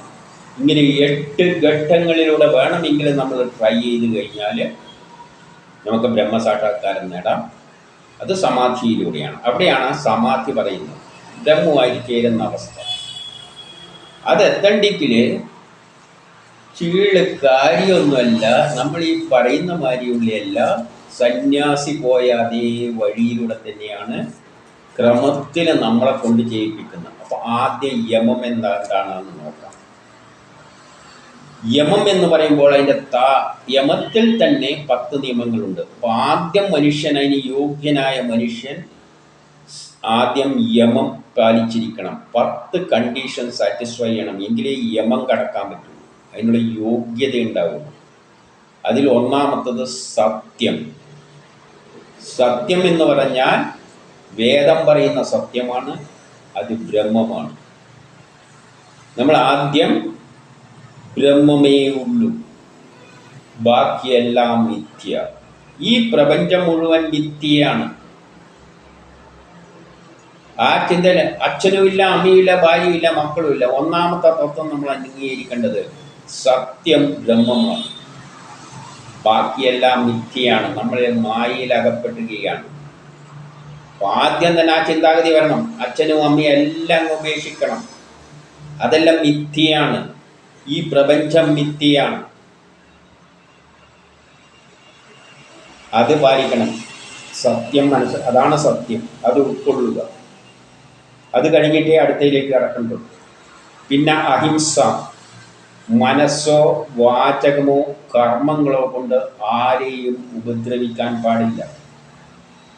മനസ്സുകൊണ്ടോ വാക്കുകൊണ്ടോ കർമ്മം കൊണ്ടോ ആരെയും ഉപദ്രവിക്കാൻ പറ്റാത്തവനാൽ മാത്രമേ അതിലേക്ക് പ്രവേശനമുള്ളൂ. അതാണ് അഹിംസ. മൂന്നാമത്തത് ആസ്ഥേയം. സ്വർണം, ധനം മുതലായ ചെറുതും വലുതുമായവയിൽ മനസ്സ് പ്രവേശിക്കരുത്. സ്വർണത്തിലോ ധനത്തിലോ ഏറ്റവും ചെറുതായ സാധനത്തിലും ഏറ്റവും വലുതായ സംഗതികളിലൊന്നും മനസ്സ് പ്രവേശിക്കരുത്. അപ്പോൾ ഈ പ്രപഞ്ചത്തിലുള്ള എല്ലാത്തിനെയും ത്യജിക്കണം. സ്വർണവും വേണ്ട, ഒരു ചുക്കും വേണ്ട. നടക്കുന്ന പരിപാടി, അതായത് വിരക്തി വരുക. നേരത്തെ സന്യാസിൻ്റെ കാര്യത്തിൽ പറഞ്ഞതിൽ തന്നതിലേക്കാണ് ഇത് പോകുന്നത്. പടിപടിയായിട്ട് നിങ്ങൾ ചെയ്തോളൂ, നടക്കുമോ? സ്വർണവും വേണ്ട, ധനവും വേണ്ട.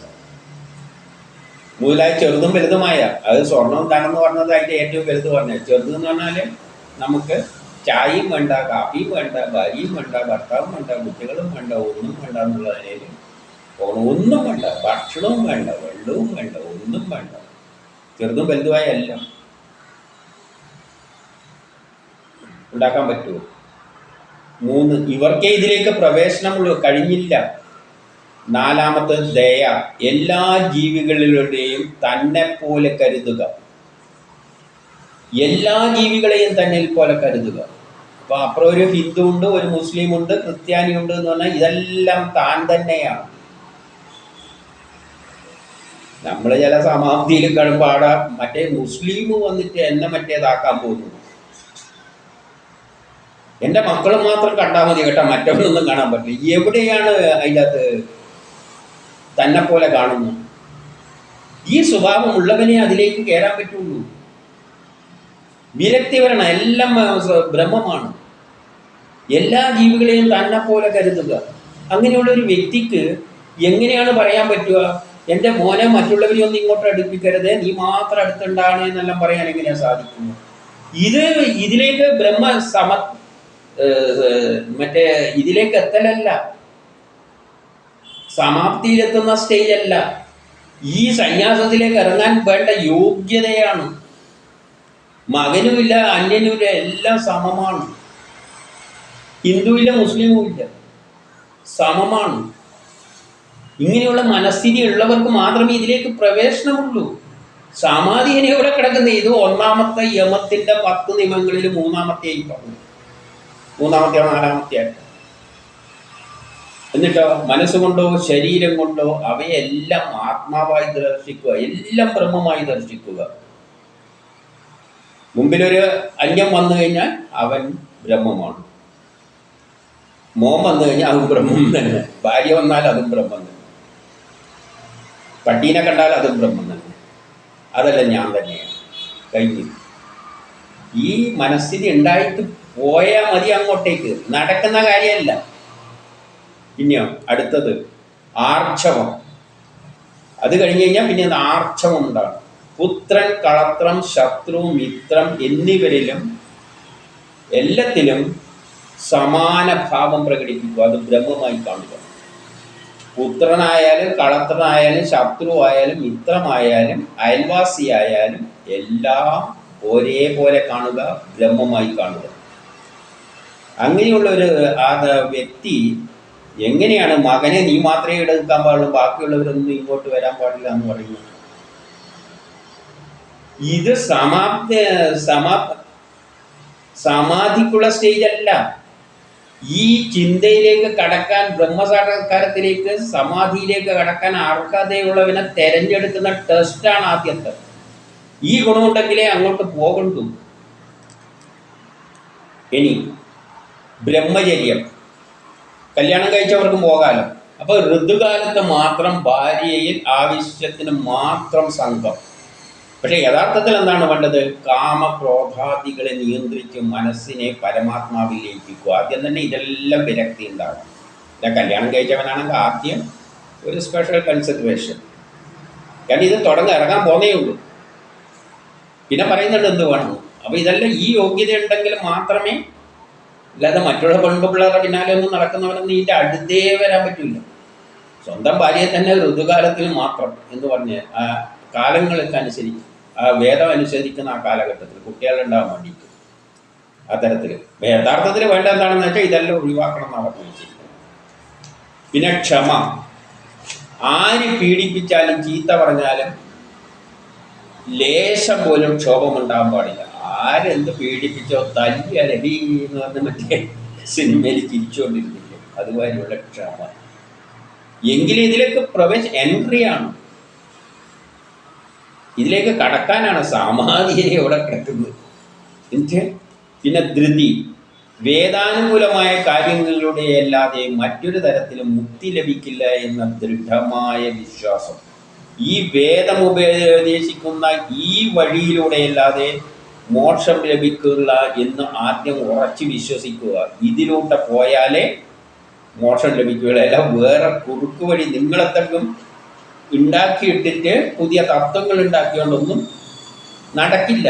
ഈ വേദം പറയുന്ന വഴിയിലൂടെ പോയിക്കൊള്ളുക. അതായത് ഈ പറയുന്ന കാര്യം മിതാഹാരം. ആദ്യകാലത്ത്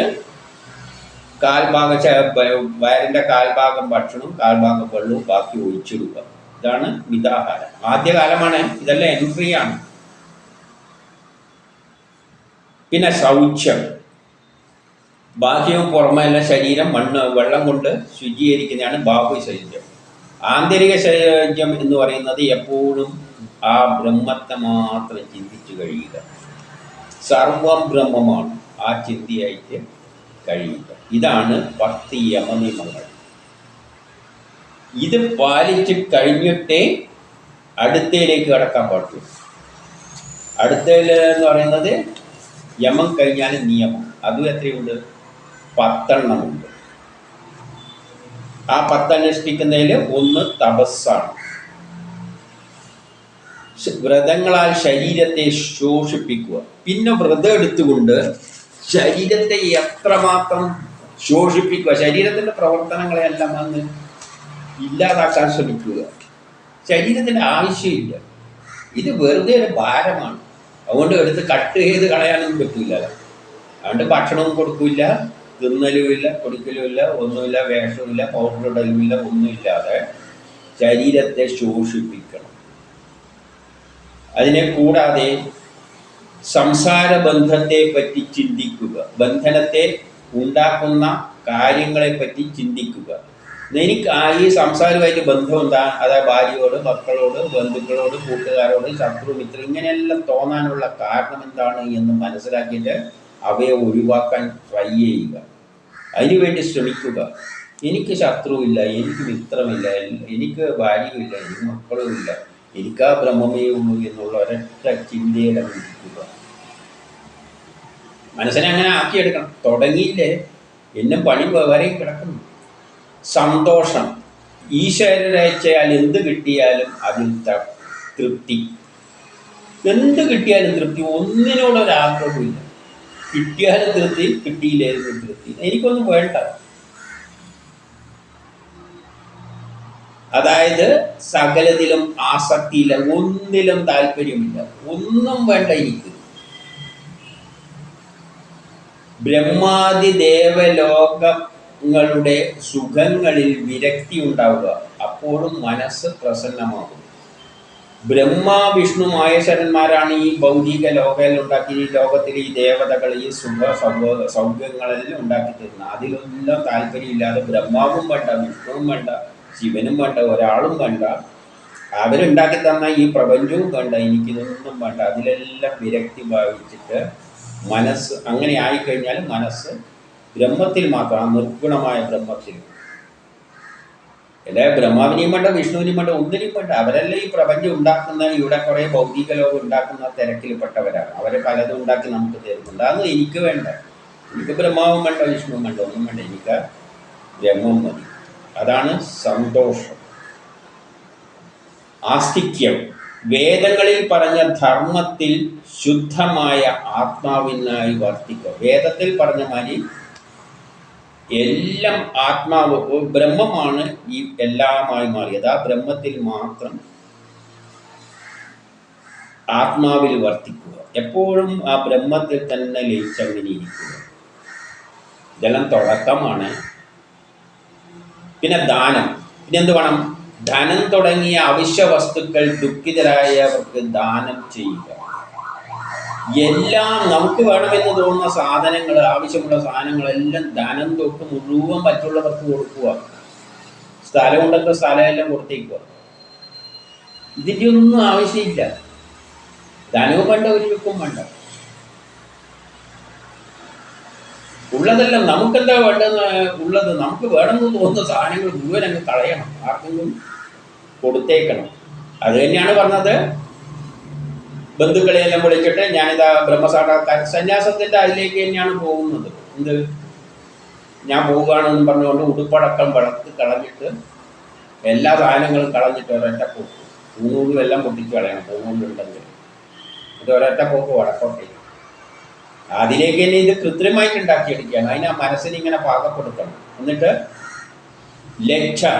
ലൗകിക മാർഗങ്ങളിൽ സർവസമാനമായ കർമ്മങ്ങൾ അനുഷ്ഠിക്കുന്നതിന് സ്വാഭാവികമുണ്ടായ സങ്കോചമാണ് ലജ്ജ. ലജ്ജ എന്ന് പറയുന്നത് സാധാരണ മനുഷ്യരെല്ലാം ചെയ്യുന്ന കാര്യങ്ങൾ, എന്ത് തന്നെ ലൗകിക ജീവിതത്തിൽ നടക്കുന്ന കാര്യങ്ങളിലെല്ലാം ലജ്ജ തോന്നും. മറ്റുള്ള മനുഷ്യർ ചെയ്യുന്ന ഒരു കാര്യമെല്ലാം നമുക്ക് ലജ്ജയായി തോന്നും. മറ്റുള്ളവർ ആരെങ്കിലും എല്ലാം ബന്ധുക്കളെല്ലായിട്ട് മക്കളെല്ലാം പരിപാലിക്കുന്നതാണ് വളരെ ലജ്ജയാണ്. എന്ത് കാര്യം ഇവർ ചെയ്യുന്നത്? ആ തരത്തിലൊരു ചിന്താഗതിയുണ്ട്. ആ നാട്ടുകാർ ചെയ്യുന്ന മുഴുവൻ എന്നെ സംബന്ധിച്ചിടത്തോളം ലജ്ജയാണ്. അച്ഛനെ പരിപാലിക്കുന്ന, അമ്മേനെ എന്ത് ബന്ധമാണ്? ഇവിടെ ഒരു ബന്ധവുമില്ല. അച്ഛനെയും നോക്കണ്ട, അമ്മേനെയും നോക്കണ്ട. അങ്ങനെ നാട്ടിൽ എന്തെല്ലാം സദാചാരങ്ങളായിട്ട് കാണുന്നുണ്ടോ അതിലെല്ലാം ലജ്ജ തോന്നണം. ഈ ലോകമായിട്ട് ഒരു ബന്ധവുമില്ല. മതി, ഗുരുക്കന്മാർ സമ്മതിച്ചാലും വേദം പറയുന്ന ധർമ്മത്തിൽ പൂർണ്ണ ശ്രദ്ധ. ഗുരുക്കന്മാർ പറയും അങ്ങനെ ഇങ്ങനെയെല്ലാം പോകുന്നു, അതൊന്നും ചെയ്യരുത്. വേദം എന്താണോ പറയുന്നത് ആ ധർമ്മത്തിൻ്റെ അനുസരിച്ചേ മുന്നോട്ട് പോകാൻ പാടുള്ളൂ. വേദം പറയുന്നതാണ് ഇതുമാതിരി മുന്നോട്ട് പോകാൻ. ഗുരു പറയും വേണ്ട, നീ തൽക്കാലം ഇങ്ങനെയെല്ലാം പോടുന്നു പറഞ്ഞാൽ അതൊന്നും കേൾക്കരുത്. ഈ വഴിയിലോട്ട് തന്നെ പോവുക. ജപം, വേദോക്ത വിധിപ്രകാരം വീണ്ടും വീണ്ടും ഇങ്ങനെ ഇരുന്ന് ജപിച്ചുകൊണ്ടിരിക്കണം. ഏത് സമയം ജപം ഓം ഓം. വേദം പറയുന്ന ഒന്നാണ് ഓം ഓം. ഏത് സമയം ഇരുന്ന് ജപിച്ചുകൊണ്ടിരിക്കുക. ഈ ലോകത്തെ കാര്യങ്ങളെല്ലാം മറന്നുകൊണ്ട് ജപിച്ചുകൊണ്ടിരിക്കുക. ഇത് നടക്കുന്ന കാര്യമാണ് വീട്ടിലിരുന്നാൽ. അതുകൊണ്ടാണ് സന്യാസം പറയുന്നത് വിട്ടെറിഞ്ഞാൽ പോകുന്നത്. ഇതും പറയാൻ പോകുന്നത് ഇതിപ്പോൾ ഈ ഗുണങ്ങളാണ്. ഈ ഗുണങ്ങൾ ഉണ്ടെങ്കിലേ എന്തിലും പോകാൻ പറ്റൂ? ഇതിലേക്ക് പോകാൻ, സമാധിയിലേക്ക് പറ്റും. പിന്നെ വ്രതം ഇതെല്ലാം അനുഷ്ഠിച്ചു കൊണ്ടുപോവുക. അപ്പം കൃത്യമായിട്ട് പാലിച്ചു കൊണ്ടിരിക്കും. ഈശ്വര പൂജ എന്ന് പറഞ്ഞാൽ വാക്ക് ദോഷം ഉണ്ടാകരുത്, അസത്യങ്ങൾ പറയരുത്, വിശുദ്ധമായിരിക്കുക, രോഗാതിമുഖ്യമായ ഹൃദയം. എന്തെങ്കിലും ഹൃദയത്തിലൊന്നും ഇത്ര ഹൃദയവികാരങ്ങൾ, ദേഷ്യ, കോപം ഇതൊന്നും ഉണ്ടാകാതിരിക്കുക. ഹിംസ, ക്രൂരത ഇവിടെയെല്ലാം വെടിയുക. ഇതാണ് ഈശ്വര പൂജ എന്ന് പറഞ്ഞാൽ വിളക്ക് കത്തിച്ച് കത്തിക്കലല്ല. ഇവിടെ ഇതല്ലേ ഈശ്വരനെ പൂജിക്കലല്ല. ഈശ്വര പൂജ എന്ന് പറഞ്ഞാൽ ദോഷകരമായ വാക്ക് ഉപയോഗിക്കാതിരിക്കുക, സത്യം മാത്രം പറയുക, ഹൃദയത്തിൽ വേണ്ടാതെ വികാരങ്ങളൊന്നും ഉണ്ടാകാതിരിക്കുക, ഹിംസയും ക്രൂരതയൊന്നും കാണിക്കാതിരിക്കുക. ഇതാണ് ഈശ്വര പൂജ. നമ്മളിതിനെല്ലാം വ്യാഖ്യാനിച്ചിട്ട് വിളക്കും വെച്ചിട്ട് പൂജിക്കുന്ന അതിനെപ്പറ്റി പിന്നെ പറയുന്നുണ്ട്. ഇനി സിദ്ധാന്ത ശ്രവണം. ആത്മാവാണ് സത്യം എന്ന്, ബാക്കിയെല്ലാം മിഥ്യ എന്നത് എപ്പോഴും കേട്ടുകൊണ്ടിരിക്കുക. ആരെങ്കിലും പറയുന്നുണ്ടെങ്കിൽ ആത്മാവാണ് സത്യം, ഈ കാണുന്നതെല്ലാം മിഥ്യ, ഇത് കേട്ടുകൊണ്ടേയിരിക്കും. ഇതാണ് 10 നിയമങ്ങൾ. അപ്പം 10 യമങ്ങൾ കണ്ടു, 10 നിയമങ്ങൾ കണ്ടു. ഇത്രയും സാറ്റിസ്ഫൈ ചെയ്ത് കഴിഞ്ഞാൽ പിന്നെ ആസനങ്ങൾ ശീലിക്കണം. ഇതിന് കഴിവുണ്ടെങ്കിൽ മാത്രമേ ആസനത്തിലേക്ക് കടക്കണം. ആസനത്തിൽ 9 ആസനങ്ങളെ പറ്റി പറയുന്നത് ഇത് പ്രാക്ടീസ് ചെയ്യണം. എല്ലാ ആസനങ്ങളും ഈ 9 ആസനങ്ങളും പ്രാക്ടീസ് ചെയ്ത് കഴിഞ്ഞാൽ നമുക്ക് ഈ ലോകത്തെ ജയിക്കാൻ എന്ന് പറഞ്ഞാൽ പിന്നെ ഈ ലോകം നമ്മൾ വിരക്തി വന്നു കഴിഞ്ഞു. നമ്മളെ ആർക്കും സ്വാധീനിക്കാനൊന്നും പറ്റില്ല. അതുകൊണ്ട് 9 ആസനങ്ങൾ പറയുന്നു, അത് ചെയ്തുകൊണ്ടിരിക്കുക. പിന്നെ 4ാമത്തെ ഖണ്ഡത്തിൽ 1 മുതൽ 56 വരെ പറയുന്നു ആസനങ്ങളുടെ വർണ്ണനയാണ്. 4ാം ഖണ്ഡത്തിൽ 1 മുതൽ ജാമ്പാല ദർശനോപനിഷത്തിൽ 1 മുതൽ 56 വരെ ആസനങ്ങളുടെ വർണ്ണനകളാണ്. അതിലൂടെ ഈ നാഡികളുടെ ആസനങ്ങൾ, എന്തെല്ലാം തരം ആസനങ്ങൾ, അതെങ്ങനെയെല്ലാം ചെയ്യേണ്ടതെന്ന് പറഞ്ഞാൽ ഭയങ്കര വിശദമായ വർണ്ണനകളാണ്. അതെല്ലാം അത്രയും ആസനം ചെയ്യുക എന്നെല്ലാം വെച്ച് കഴിഞ്ഞാൽ, എന്നിട്ട് അതുകൊണ്ട് എന്ത് പറയുന്നു, ആസനം ചെയ്തു കഴിഞ്ഞാൽ നമ്മളുടെ രോഗങ്ങൾ മാറും. അപ്പോൾ എന്തിനാണ് ഈ ആസനം ചെയ്യുന്നതെന്ന് വെച്ച് കഴിഞ്ഞാൽ അതിനൊരു ലക്ഷ്യമുണ്ട്. നമ്മുടെ ശരീരം നന്നാക്കാനല്ല. നമ്മുടെ രോഗം മാറിക്കഴിഞ്ഞാൽ മാത്രമേ നമുക്ക് ഇനി ചെയ്യുന്ന പ്രവൃത്തികൾ ചെയ്യാൻ പറ്റുള്ളൂ.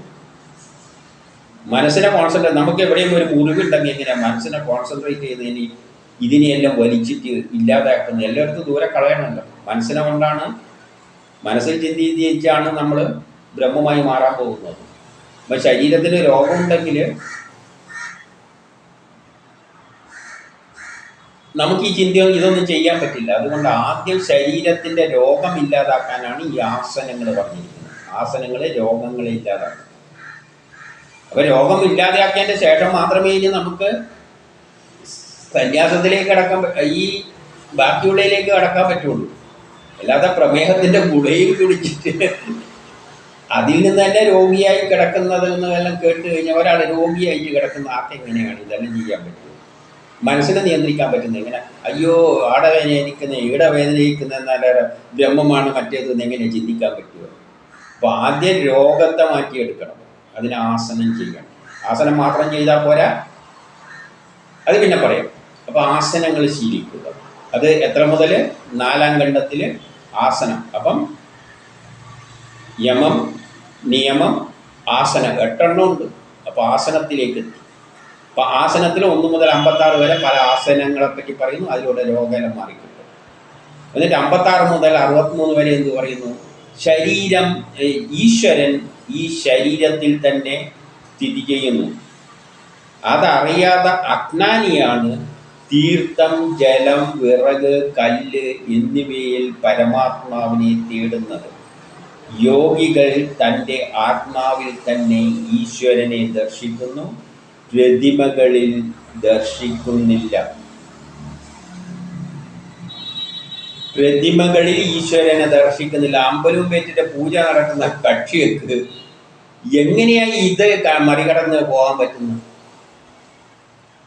നമ്മിൽ തന്നെയുള്ള ഈശ്വരനെ ദർശിക്കണം. അജ്ഞാനികളാണ് പ്രതികളിലും ബിംബങ്ങളിലും അല്ല ആശാന ശിവന്റെ ഭക്തി എല്ലായിക്കൊണ്ട്. ഇതൊന്നും ഉള്ളവർക്കൊന്നും ഇത് ഏൽക്കാൻ പറ്റില്ല. സമാധിയിലേക്കെല്ലാം പോയിട്ട് അതിൻ്റെ അടുത്ത് പോലും എത്താൻ പറ്റില്ല.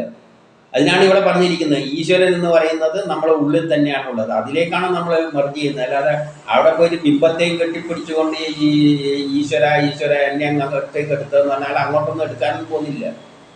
നമ്മളെ ഉള്ളിൽ തന്നെ ഇനിയെല്ലാം ശരീരത്തിൻ്റെ എല്ലാ ഫങ്ഷനെയും എല്ലാം നിർവീര്യമാക്കി ഉള്ളിൽ കൊണ്ടുപോയി അങ്ങ് അതിൽ ലയിപ്പിക്കുകയാണ്.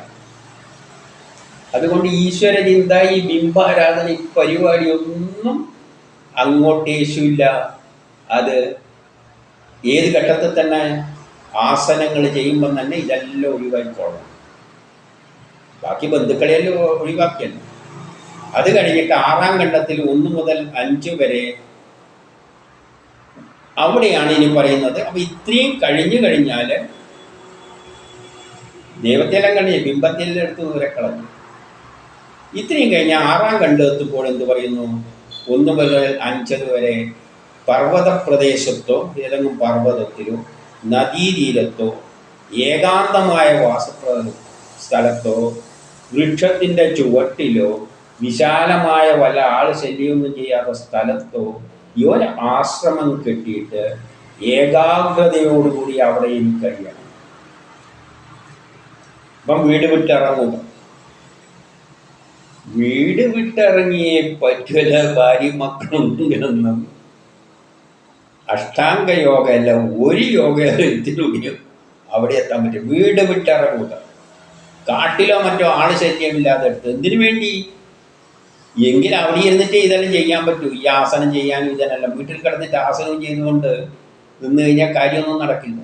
അവിടെ എല്ലാം വിട്ടിട്ട് ഒരു വിജനമായ സ്ഥലത്ത് ആശ്രമം സ്ഥാപിക്കുക എന്നുള്ള വലിയ ആശ്രമമല്ല, ഒരാൾക്ക് താമസിക്കാൻ വേണ്ടിയിട്ടുള്ള യോഗാസനങ്ങളിലൂടെയാണ് ഇത് നേടുന്നത്. മറ്റേ വിരക്തി വന്നവൻ നേരിട്ടങ്ങ് പോകും വടക്കോട്ടേക്ക്, ഉടുപൂണിയെല്ലാം ഇടത്തി. ഇത് കൃത്രിമമായിട്ട് ഉണ്ടാക്കുന്നവർക്കാണ് ഈ പരിപാടി. നമ്മളെല്ലാം പോവുകയാണെങ്കിലാണ് നമുക്കൊരു ആശ്രമമാരി ഒരു എന്തെങ്കിലും വളച്ചു കെട്ടി മഴ കൂടാതെ മാതിരി ഏതെങ്കിലും ഒരു കാട്ടിലാറ്റം പോയ സ്ഥലം കിട്ടും. എന്നിട്ട് അവിടെ ഇരുന്നിട്ട് യോഗാസനവും മറ്റേ ഇതെല്ലാം ചെയ്യണം. കാരണം ശരീരമെല്ലാം ഒന്ന് ശരിയാക്കി എടുക്കണം, രോഗമെല്ലാം മാറ്റണം. എന്നിട്ട് തീർന്നു ഏകാഗ്രതയോടെ അവിടെ കഴിയണം. പിന്നെ ഏകാഗ്രതയോടെ ആരെയും ശല്യമില്ലാതെ മനസ്സിനെ ഏകാഗ്രമായിട്ട് അങ്ങനെ കടക്കണം. എന്നിട്ട് നിവർന്നിരിക്കണം. അവിടെ ഏതെങ്കിലും ഒരു പത്മാസനത്തിലോ മറ്റോ ഇരിക്കണം. മരിക്കാൻ മുമ്പ് എടുത്ത് പത്മാസനത്തിൽ കൊണ്ടിരുത്തലല്ല, അവിടെ പത്മാസനത്തിൽ ഇരിക്കണം. എന്നിട്ട് അതേപോലെ കണ്ണു അടച്ചിട്ട് ഇനിയുള്ള പരിപാടികൾ മുഴുവൻ നമ്മിലെ എല്ലാത്തിനെയും എടുത്ത് ദൂരെ കളയുകയാണ്. നാഡികളെയെല്ലാം നിഷ്ക്രിയമാക്കുകയാണ്. ശരീരം വട്ടപൂജ്യമാക്കാൻ പോവുകയാണ്. ഇതിൻ്റെ അടുത്ത 6-ാം ഘട്ടത്തിൽ പ്രാണായാമം. അപ്പം ഇനിയാണ് നമ്മൾ ബ്രീത്തിങ് എക്സസൈസ് ചെയ്യുന്നത്. ഇതുവരെ യോഗയിലൂടെ ചെയ്തു. പിന്നെ അവിടെ ഇരുന്നു കൊണ്ട് പത്മാസനത്തിൽ ഇരുന്നു കൊണ്ട് ബ്രീത്തിങ്, ശ്വാസം പലപ്പോഴും ഇങ്ങോട്ട് എല്ലാം ബ്രീത്തിങ് എക്സസൈസ്. അപ്പം ബ്രീത്തിങ് എക്സസൈസിലൂടെയും കുറേ രോഗം മാറും, എല്ലാ രോഗങ്ങളും നശിക്കും.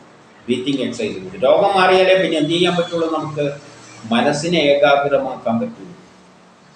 രോഗമുള്ള സമയത്ത് ഇതൊന്നും നടക്കില്ല. വല്ല പ്രമേഹ ഗുളിയും തൊടിച്ചിട്ടാടിയിരിക്കാനൊന്നും പറ്റില്ല.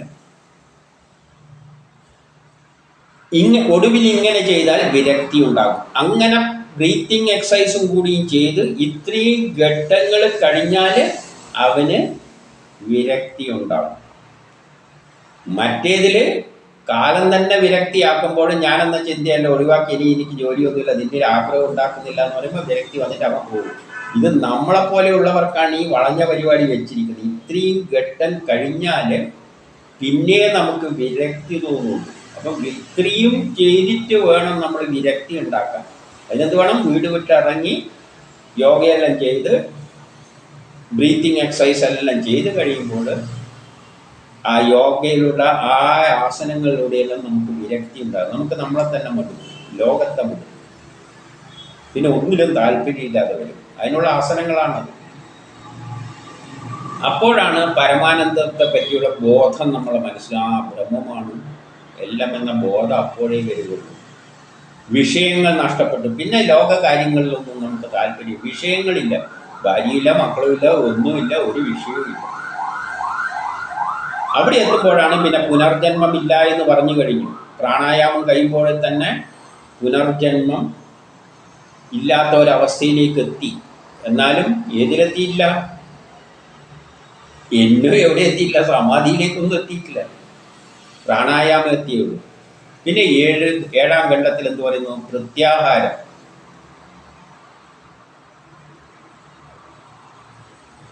ഇന്ദ്രിയങ്ങളെ പിന്നെ അവിടെ ഇരുന്നിട്ട് നമ്മളെ ഇന്ദ്രിയങ്ങളെയെല്ലാം ബലാത്കാരം വെടിച്ച് അവയെല്ലാം അടക്കി നിർത്തുക. നമ്മളെ ആഗ്രഹങ്ങളെയെല്ലാം മുഴുവൻ പിന്നെ പിടിച്ചു നിർത്തുക. പിന്നെ മനസ്സിനോണ്ടുള്ള ഗുസ്തിയാണ്. ഇന്ദ്രിയങ്ങളെല്ലാം കണ്ണ് എനിക്ക് കാണണ്ട, എനിക്ക് കേൾക്കണ്ട, എനിക്ക് മണക്കണ്ട, എനിക്ക് രുചിക്കണ്ട, നിന്റെ സഹായമൊന്നും എനിക്ക് ആവശ്യമില്ല. ഒന്നിനും താല്പര്യമില്ലാതെ അങ്ങനെ മനസ്സിനെ കാണുന്നുമില്ല. അതുകൊണ്ടാണ് കണ്ണും കുട്ടിയിരിക്കുന്നത്. കാണുന്നുമില്ല, കേൾക്കുന്നുമില്ല, ഒന്നുമില്ല. ആ ഇരിപ്പിലങ്ങ് പോവുകയാണ്. ഇനിയുള്ള സമയത്ത് ഇങ്ങനെ ഇരുന്നു കൊണ്ട് ഒന്നും കാണൂല, കേൾക്കില്ല, അങ്ങനെ ബ്രഹ്മം ബ്രഹ്മം ബ്രഹ്മം ഓന്നോ എന്തോ ജപിച്ചുകൊണ്ട് അങ്ങനെ ഇരിക്കും. എത്ര വരെ ഇതുണ്ടായി? അല്ലാതെ ഒരു സമയം എണീച്ച് പോയിട്ടതാ ഞാൻ ഇതേ 2 ദിവസം കഴിഞ്ഞാൽ ഞാൻ മറ്റേ ബ്രഹ്മസാക്ഷാത്കാരം നേടുന്നൊന്നും പറഞ്ഞൊന്നും അങ്ങോട്ട് പോകാൻ പറ്റില്ല അല്ല. എന്നിട്ട് പെട്ടെന്ന് എണീച്ചിട്ട് പോയിട്ട് ഇതൊന്നും ഇങ്ങനെ കിട്ടുന്ന പരിപാടിയൊന്നും അല്ലാതെ. ഇതെല്ലാം ഉപനിഷത്തുകൾ പറയുകയാണ്. വേറെ വഴിയില്ല എന്നും പറഞ്ഞു വെച്ചിട്ടുണ്ട്. അല്ലാതെ കുറുക്ക് വഴിയൊന്നും ഇല്ല.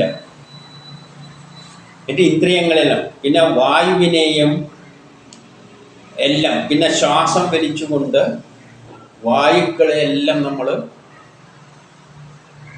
വലിച്ച് വായു എന്ന് പറയുമ്പോൾ നമ്മളെ നാഡികളിലൂടെയുള്ള വായുവാണ്. അല്ലാതെ ഈ ശ്വാസവായു എലിക്കുമ്പോൾ നമ്മൾ ചിന്തിക്കുക ഇതാ നമ്മുടെ കയ്യിലുള്ള ആ നാഡികളെല്ലാം പിന്നോട്ടേക്ക് വലിയുകയാണ്.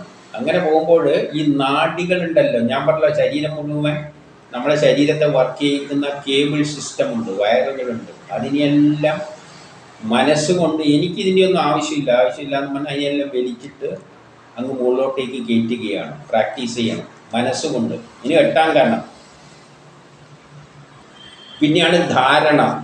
ഇതും ശരീരത്തിലെ ബാഹ്യ ആന്തരികമായ എല്ലാ പ്രാണങ്ങളും ഇത് കഴിയുമ്പോൾ പിന്നെ നമ്മളെ പഞ്ചഭൂതങ്ങളെ കൊണ്ടാണ് നമ്മളെ ശരീരം ഉണ്ടാക്കിയിരിക്കുന്നത്. അതിൽ കരദ്രവ വാതകം ഇതെല്ലാം ഓരോ സ്ഥലത്ത് നമ്മുടെ ഉള്ളിൽ കര ഇവിടെയാണ് കിടക്കുന്നത്, ജലം ഇവിടെയാണ് കിടക്കുന്നത്, മറ്റേ ഇതിവിടെയാണ് കിടക്കുന്നതെല്ലാം സങ്കല്പിച്ചുകൊണ്ട് അതിനെ മനസ്സിലെപ്പോഴും അതിനെല്ലാം ഞാൻ ഇല്ലാതാക്കി വലിച്ച് ഇത് ഇവിടെ കൊണ്ട് തള്ളുകയാണ്, ഇവിടെ കൊണ്ട് തെളിയാണ്, മുകളിലോട്ടേക്ക് കൊണ്ട് തള്ളുകയാണ് എന്ന് ചിന്തിച്ചുകൊണ്ടിങ്ങനെ ഇരിക്കണം. ഇത് ഒരു ദിവസം കൊണ്ടൊന്നും നടക്കുന്ന കാര്യമല്ലേ. എത്രയോ ദിവസം ഇതേ ചിന്തകളിൽ ആ ഇരിപ്പിൽ ഭക്ഷണമൊന്നും ഇല്ലാതാക്കുമ്പോൾ ഈ ശരീരം എന്താ ശുഷ്കിച്ച് ശരീരത്തെ പീഡിപ്പിക്കുകയാണ് ചെയ്യുന്നത്. നാഡികളെ തകർത്തിയാണ്. കാണാനും കേൾക്കാനും നമ്മൾ തയ്യാറാകുന്നില്ല. കണ്ണുകളും കാഴ്ചകളും ആ നാഡികളെല്ലാം ഇല്ലാതെയാകുമ്പോൾ പിന്നെ കാണാനും പറ്റും, ഒന്നും കാണാൻ പോകുന്നില്ല. അപ്പം എല്ലാം അവസാനം ധാരണ എന്ത് ചെയ്യണം? ധ്യാനിച്ചുകൊണ്ട് ധ്യാനം എല്ലാം പരമേശ്വരനിൽ ഞാൻ ലയിപ്പിക്കുകയാണ്. എല്ലാം ഇതാ എൻ്റെ ശരീരത്തിലെ പഞ്ചഭൂതം ദ്രവവാതകമായ എല്ലാ വസ്തുക്കളും ഇവിടെ ദ്രവം കിടക്കുന്നുണ്ട്, അതിനെ വലിച്ച് ഇതെല്ലാത്തിനും ഞാൻ ബ്രഹ്മത്തിൽ ലയിപ്പിക്കുക. എല്ലാം എൻ്റെ ബ്രഹ്മത്തിൽ ലയിച്ചു കഴിഞ്ഞു. ഇത് പിന്നെ ഈ ഇരിപ്പാണ്. ഇത് നമ്മൾ പ്രാക്ടീസ് ചെയ്തുകൊണ്ട് പോകണം. അത് എളുപ്പത്തിലല്ല. ഇതെല്ലാം ഞാൻ വലിച്ചിട്ട് ബ്രഹ്മത്തിൽ ആ പരമാത്മാവുണ്ടല്ലോ നടുവിൽ അതിൽ ലയിപ്പിക്കുകയാണ്. ഇങ്ങനെ ചിരിച്ചിട്ട് ബാക്കിയെല്ലാത്തിനെയും വലിച്ചും മൂർധാവിലുള്ളത് എത്തിക്കൊണ്ട് സിഗ്നൽ സിസ്റ്റത്തെ എല്ലാം അവിടെ നിന്ന് വലിച്ചു മാറ്റി പുറത്തേക്ക് തള്ളണം. അത് മനസ്സുകൊണ്ടാണ് നമ്മൾ ചെയ്യുന്നത്. ഇത് തള്ളിക്കഴിഞ്ഞ് കഴിഞ്ഞാൽ 9ാം ഭാവം അപ്പോൾ നമ്മൾ ആദ്യം ചെയ്തത് നാഡികളെയെല്ലാം ശരീരത്തിൻ്റെ വിരലിൻ്റെ അറ്റം തൊട്ട് കാലിൻ്റെ അറ്റം തൊട്ടിട്ട് ഓരോ ശ്വാസം വിളിക്കുമ്പോൾ ആ നാഡികളിലൂടെയുള്ള വായുപ്രവാഹം, അതായത് സിഗ്നൽസ് ആണ്. നാഡികളിലൂടെയാണ് നമ്മളെ വികാരങ്ങളെല്ലാം കൺട്രോൾ വികാരങ്ങളിലൂടെയെല്ലാം വർക്ക് ചെയ്തത്. ഓരോന്നിനെയും വലിച്ച് വലിച്ച് വലിച്ച് അങ്ങ് പുറത്ത് തള്ളുകയും അവസാനം പഞ്ചഭൂതങ്ങളെ കൊണ്ട് നിർമ്മിച്ച ശരീരമാണ് ഇതെന്ന് സങ്കല്പിച്ചുകൊണ്ട് ആകാശത്തെ വലിക്കുന്നു. ജലത്തെ ഇന്നടത്ത് ജലമുണ്ട്, ഓരോ സ്ഥലത്ത് ജലത്തെല്ലാം സങ്കല്പിക്കാൻ പറഞ്ഞിട്ടുണ്ട്. അവിടെ നിന്ന് അതിനെല്ലാം വലിച്ച് വലിച്ച് ബ്രഹ്മത്തിൽ ലയിപ്പിക്കുന്നു. ഇത് ഒരു ദിവസം കൊണ്ടൊന്നും നടക്കില്ല. എത്രയോ കാലം ട്രൈ ചെയ്താൽ ഇത് ആ മനസ്സിനെ അങ്ങനെ ആക്കിയെടുക്കാൻ തന്നെ കുറേ പാടുണ്ട്. അതിനാണ് ആശ്രമം കെട്ടാൻ പറഞ്ഞത്. ആരെയും ശല്യം ചെയ്യാതെ കാട്ടിലെല്ലാം പറയുന്നത് അതുകൊണ്ടാണ്. വീട്ടിലിരുന്നിട്ട് വീട്ടുകാർ ബഹളം കൂട്ടും നടത്തി ഇതൊന്നും നടക്കുന്ന കാര്യമല്ല. സമാധി ഇത് വലിച്ച് വലിച്ച് അതിൻ്റെ അകത്ത് ലയിപ്പിക്കണം. അപ്പോഴാണ് ധാരണ എന്ന് പറയുന്നത്. പിന്നെന്ത് വേണം? അത് കഴിഞ്ഞിട്ടുള്ളതാണ് 9-ാമത്തെയാണ് ധ്യാനം. പിന്നെ ധ്യാനിക്കണം മനസ്സിൽ. പിന്നെ ധ്യാനിക്കുന്ന എന്താണ്? ഞാൻ ബ്രഹ്മമാകുന്നു, ഞാൻ ബ്രഹ്മമാകുന്നു, എല്ലാം പരബ്രഹ്മമാണ് ഈ പ്രപഞ്ചത്തിലുള്ള. അപ്പം പുറത്തൊന്നും കാണുന്നതല്ല. അവൻ നിർത്തിക്കഴിഞ്ഞ് അവൻ്റെ ഉള്ളിലേക്ക് തന്നെ ആയിക്കഴിഞ്ഞ് അവൻ്റെ കണ്ണ് വർക്ക് ചെയ്യാതായി, അതിൻ്റെ കാവും ഇതൊന്നും വർക്ക് ചെയ്യാതായി. അവൻ്റെ മനസ്സിലേക്ക് എത്തുകയാണ്. എന്നിട്ട് 10 സമാധി. അങ്ങനെ ധ്യാനിച്ച് ഞാൻ ബ്രഹ്മമാണ്, ഞാൻ ബ്രഹ്മമാണെന്ന് വെച്ച് അങ്ങനെ ഇരിക്കണം. കുറേ കാലം ഇരിക്കുമ്പോൾ എന്ത് പറ്റും? സമാധിയാവും. ആ ബ്രഹ്മം പോയിട്ട് ജീവാത്മാവ് പരമാത്മാവ് പോലെ ആയിത്തീരും, സീറോ ആയിത്തീരും. പിന്നെ അവൻ്റെ കർമ്മങ്ങളൊന്നുമില്ല, അവൻ്റെ ജീവിതത്തിൽ പ്ലാൻ ഇല്ലാതെയായി മാറി സീറോ ആവുകയാണ്. സീറോ ആവുക എന്ന് പറഞ്ഞാൽ പരമാത്മാവിൽ ലയിക്കുക. യഥാർത്ഥത്തിൽ പരമാത്മാവില്ല, ജീവാത്മാവില്ല എന്ന് അവിടെ പറഞ്ഞു വെച്ചിട്ടുണ്ട്. അതാണ് സത്യം. പ്രപഞ്ചമില്ല. പിന്നെയുള്ള ചിന്ത എന്താണ്? ഈ പ്രപഞ്ചമൊന്നും ഇല്ല അവനെ സംബന്ധിച്ചിടത്തോളം. കാരണം അവൻ്റെ നാഡി ഞരമ്പുകൾ മുഴുവൻ നിശ്ചലമാണ്. അവൻ്റെ കണ്ണ് വർക്ക് ചെയ്യില്ല, കാത് വർക്ക് ചെയ്യില്ല, ഒന്നുമില്ല. അപ്പോൾ അവനാകെ ബ്രഹ്മമേ ഉള്ളൂ. മനസ്സിൽ കണ്ണു അടച്ചിങ്ങനെ ഇരിക്കുകയാണ്, ബ്രഹ്മമേ ഉള്ളൂ. എന്നേരം എണീച്ചു പോയിട്ട് അവിടെ പോയിട്ട് ഇരുന്നിട്ട് ഇതൊന്നും അല്ല, ഇതൊന്നും അങ്ങനെയല്ല. ആദ്യം യോഗാസനങ്ങളിൽ ചലിക്കും ആസനങ്ങൾ, പിന്നെ അത് ബ്രീത്തിങ് എക്സസൈസായിട്ട് മാറുമ്പോഴാണ് ഇരിക്കുന്നത്. ആ ഇരുത്തം കഴിഞ്ഞ് കഴിഞ്ഞാൽ പിന്നെ ബ്രീത്തിങ് എക്സസൈസേ ഉള്ളൂ. ബ്രീത്തിങ് എക്സസൈസ് കഴിഞ്ഞിട്ട് പിന്നെയാണ് മെഡിറ്റേഷൻ. ആ മെഡിറ്റേഷനിലാണ് ഈ ധ്യാനം എല്ലാം വരുന്നത്. അതിന് മുമ്പിൽ ഓരോന്നിനെയും മനസ്സുകൊണ്ട് സങ്കല്പിച്ചുകൊണ്ട് വലിച്ച് വലിച്ച് വലിച്ച് ബ്രഹ്മമില്ലാതെ ബ്രഹ്മമായി മാറണം. അപ്പോൾ അടുത്തൊന്നും ആരും പാടില്ല. ആളുണ്ടായി ഇതൊന്നും നടക്കില്ല. എന്നിട്ട് ആരാണോ സ്വയം ശരീരമെന്നും എന്നിട്ട് എന്ത് പറയുന്നു? അതാണ് സത്യം, പ്രപഞ്ചമില്ല. ആ അവസ്ഥയിലെത്തുമ്പോൾ പിന്നെ പ്രപഞ്ചമില്ല. എന്നിട്ട് പറയുകയാണ്, ആരാണോ സ്വയം ശരീരമെന്നും ഞാനിത് ശരീരമല്ല, പ്രാണനല്ല, ഇന്ദ്രിയമല്ല, മനസ്സല്ല എന്ന് കാണുന്നതോ. ആർക്കാണോ അതിന് പറ്റുന്നത്? ശരീരം ഞാനല്ല, മനസ്സ് ഞാനല്ല, ഇന്ദ്രിയം ഞാനല്ല, ഇതൊന്നും ഞാനല്ല, പ്രാണനും ഞാനല്ല, പ്രാണനും ഒന്നും ഞാനല്ല. ഞാൻ എന്താണ്? ആ ഉള്ളിലുള്ള പരമാത്മാവാണ്. ഈ ഒരു ചിന്തയിൽ നിൽക്കുന്നവൻ എങ്ങനെയാണ് ശരീരം കൊണ്ടുപോയിരിക്കുന്ന ആളെ ഇങ്ങനെ ചെയ്യണം എന്ന് പറയുന്നത്? ശരീരം ഞാനല്ല, അതാണ് സമാധി. അങ്ങനെ എത്തുന്ന ആ ബുദ്ധിയാണ് സമാധി. ശരീരം ഞാനല്ല, മനസ്സ് ഞാനല്ല, ഇന്ദ്രിയം ഞാനല്ല, പ്രാണൻ ഞാനല്ല, ഞാൻ ആ പരമാത്മാവാണ് എന്ന ചിന്തയിൽ നിൽക്കുന്ന ബുദ്ധി അവിടെ എത്തി നിൽക്കുമ്പോഴാണ് സമാധി. അവനെ സംബന്ധിച്ചിടത്തോളം ശരീരം ഞാനല്ല. പിന്നെ ഈ ശരീരത്തെ എടുത്ത് ഇങ്ങനെ മൂടണം, ഇങ്ങനെ ചെയ്യണം, ഇതിനെ ചെയ്യിക്കണം എന്ന് പറയുന്നത് എന്ത് യുക്തിക്ക് നിരക്കുന്നതാണ്? അപ്പൊ ഇതെല്ലാം വേദങ്ങളെ വെച്ചുകൊണ്ട് എന്തെല്ലാമോ ഉണ്ടാക്കിയിടുകയാണ്. അപ്പൊ ഇതാണ് സമാധി. സമാധി എന്ന് പറഞ്ഞാൽ ശരീരം ഞാനല്ല, മനസ്സ് ഈ കാണുന്ന ഇന്ദ്രിയങ്ങളൊന്നും ഞാനല്ല, ഞാൻ ഉള്ളിലുള്ള ആ ബ്രഹ്മമാണ്. പിന്നെ ഈ ശരീരത്തിന് പ്രാധാന്യമില്ല, അതവിടെ കിടന്ന് അങ്ങ് ദ്രവിച്ചു പോകും. അതിനെ എടുത്തിട്ട് പിന്നെ വേറെ കെട്ടിഘോഷിച്ച് സമാധിയാക്കി ആഘോഷിക്കുന്ന സമാധി എന്ന് പറയുന്നതിൻ്റെ അടിസ്ഥാന തത്വം പോലും മനസ്സിലാക്കാത്ത ഇതാണ്. ഇതെന്ന് പറയുന്നത് ഞാൻ ഈശ്വരൻ, സംസാര ബന്ധത്തിൽ അകപ്പെടില്ല. എനിക്ക് ഈ സംസാരത്തിൽ ആരുമായിട്ടൊരു ബന്ധമില്ല, മക്കളും ഒരു ചുക്കും എനിക്കില്ല. അവർ സർവജീവികളെയും തന്നിലും താൻ എല്ലാ ജീവികളെയും കാണുകയും ചെയ്യുന്നു. ഒരു പ്രാണിയെയും കാണാത്ത അവസ്ഥ. ഒരു പ്രാണിയെയും പിന്നെ അവൻ കാണുന്നില്ല. ജ്ഞാനി ബ്രഹ്മമാണ്. എന്തെങ്കിലും ഇവിടെ ഉണ്ടെങ്കിൽ എല്ലാം ബ്രഹ്മമാണ്. ആ ഒരു അവസ്ഥയിലേക്ക് അവൻ എത്തും. പിന്നെ അവൻ ഒരു പ്രാണിയെ അവൻ കാണുന്നില്ല, ചുറ്റും ഒന്നും അവന് കാണാനില്ല. ഈ ശരീരം അവനല്ല എന്ന് അവൻ തീരുമാനിച്ചു കഴിഞ്ഞു. ഈ പ്രപഞ്ചമെല്ലാം മിഥ്യയാണ്. അങ്ങനെയുള്ളവൻ പിന്നെ ഈ ശരീരം എടുത്തുകൊണ്ട് നടക്കുന്നതിനാണ്. ഇങ്ങനെയെല്ലാം കൊണ്ടുപോയി നാളെ ചെയ്യണമെന്നൊന്നും അവൻ പറയില്ല. അതാണ് ആ അവസ്ഥക്കാണ് എന്ത് പറയുന്നത്, സമാധി. അവന് എല്ലാം പരമാന ബ്രഹ്മസമാന നിർഗുണമായ അവസ്ഥ. അവന് പിന്നെ ഒന്നുമായിട്ട് പ്രപഞ്ചത്തിൽ ഒന്നുമായിട്ട് ഒരു ബന്ധമില്ല.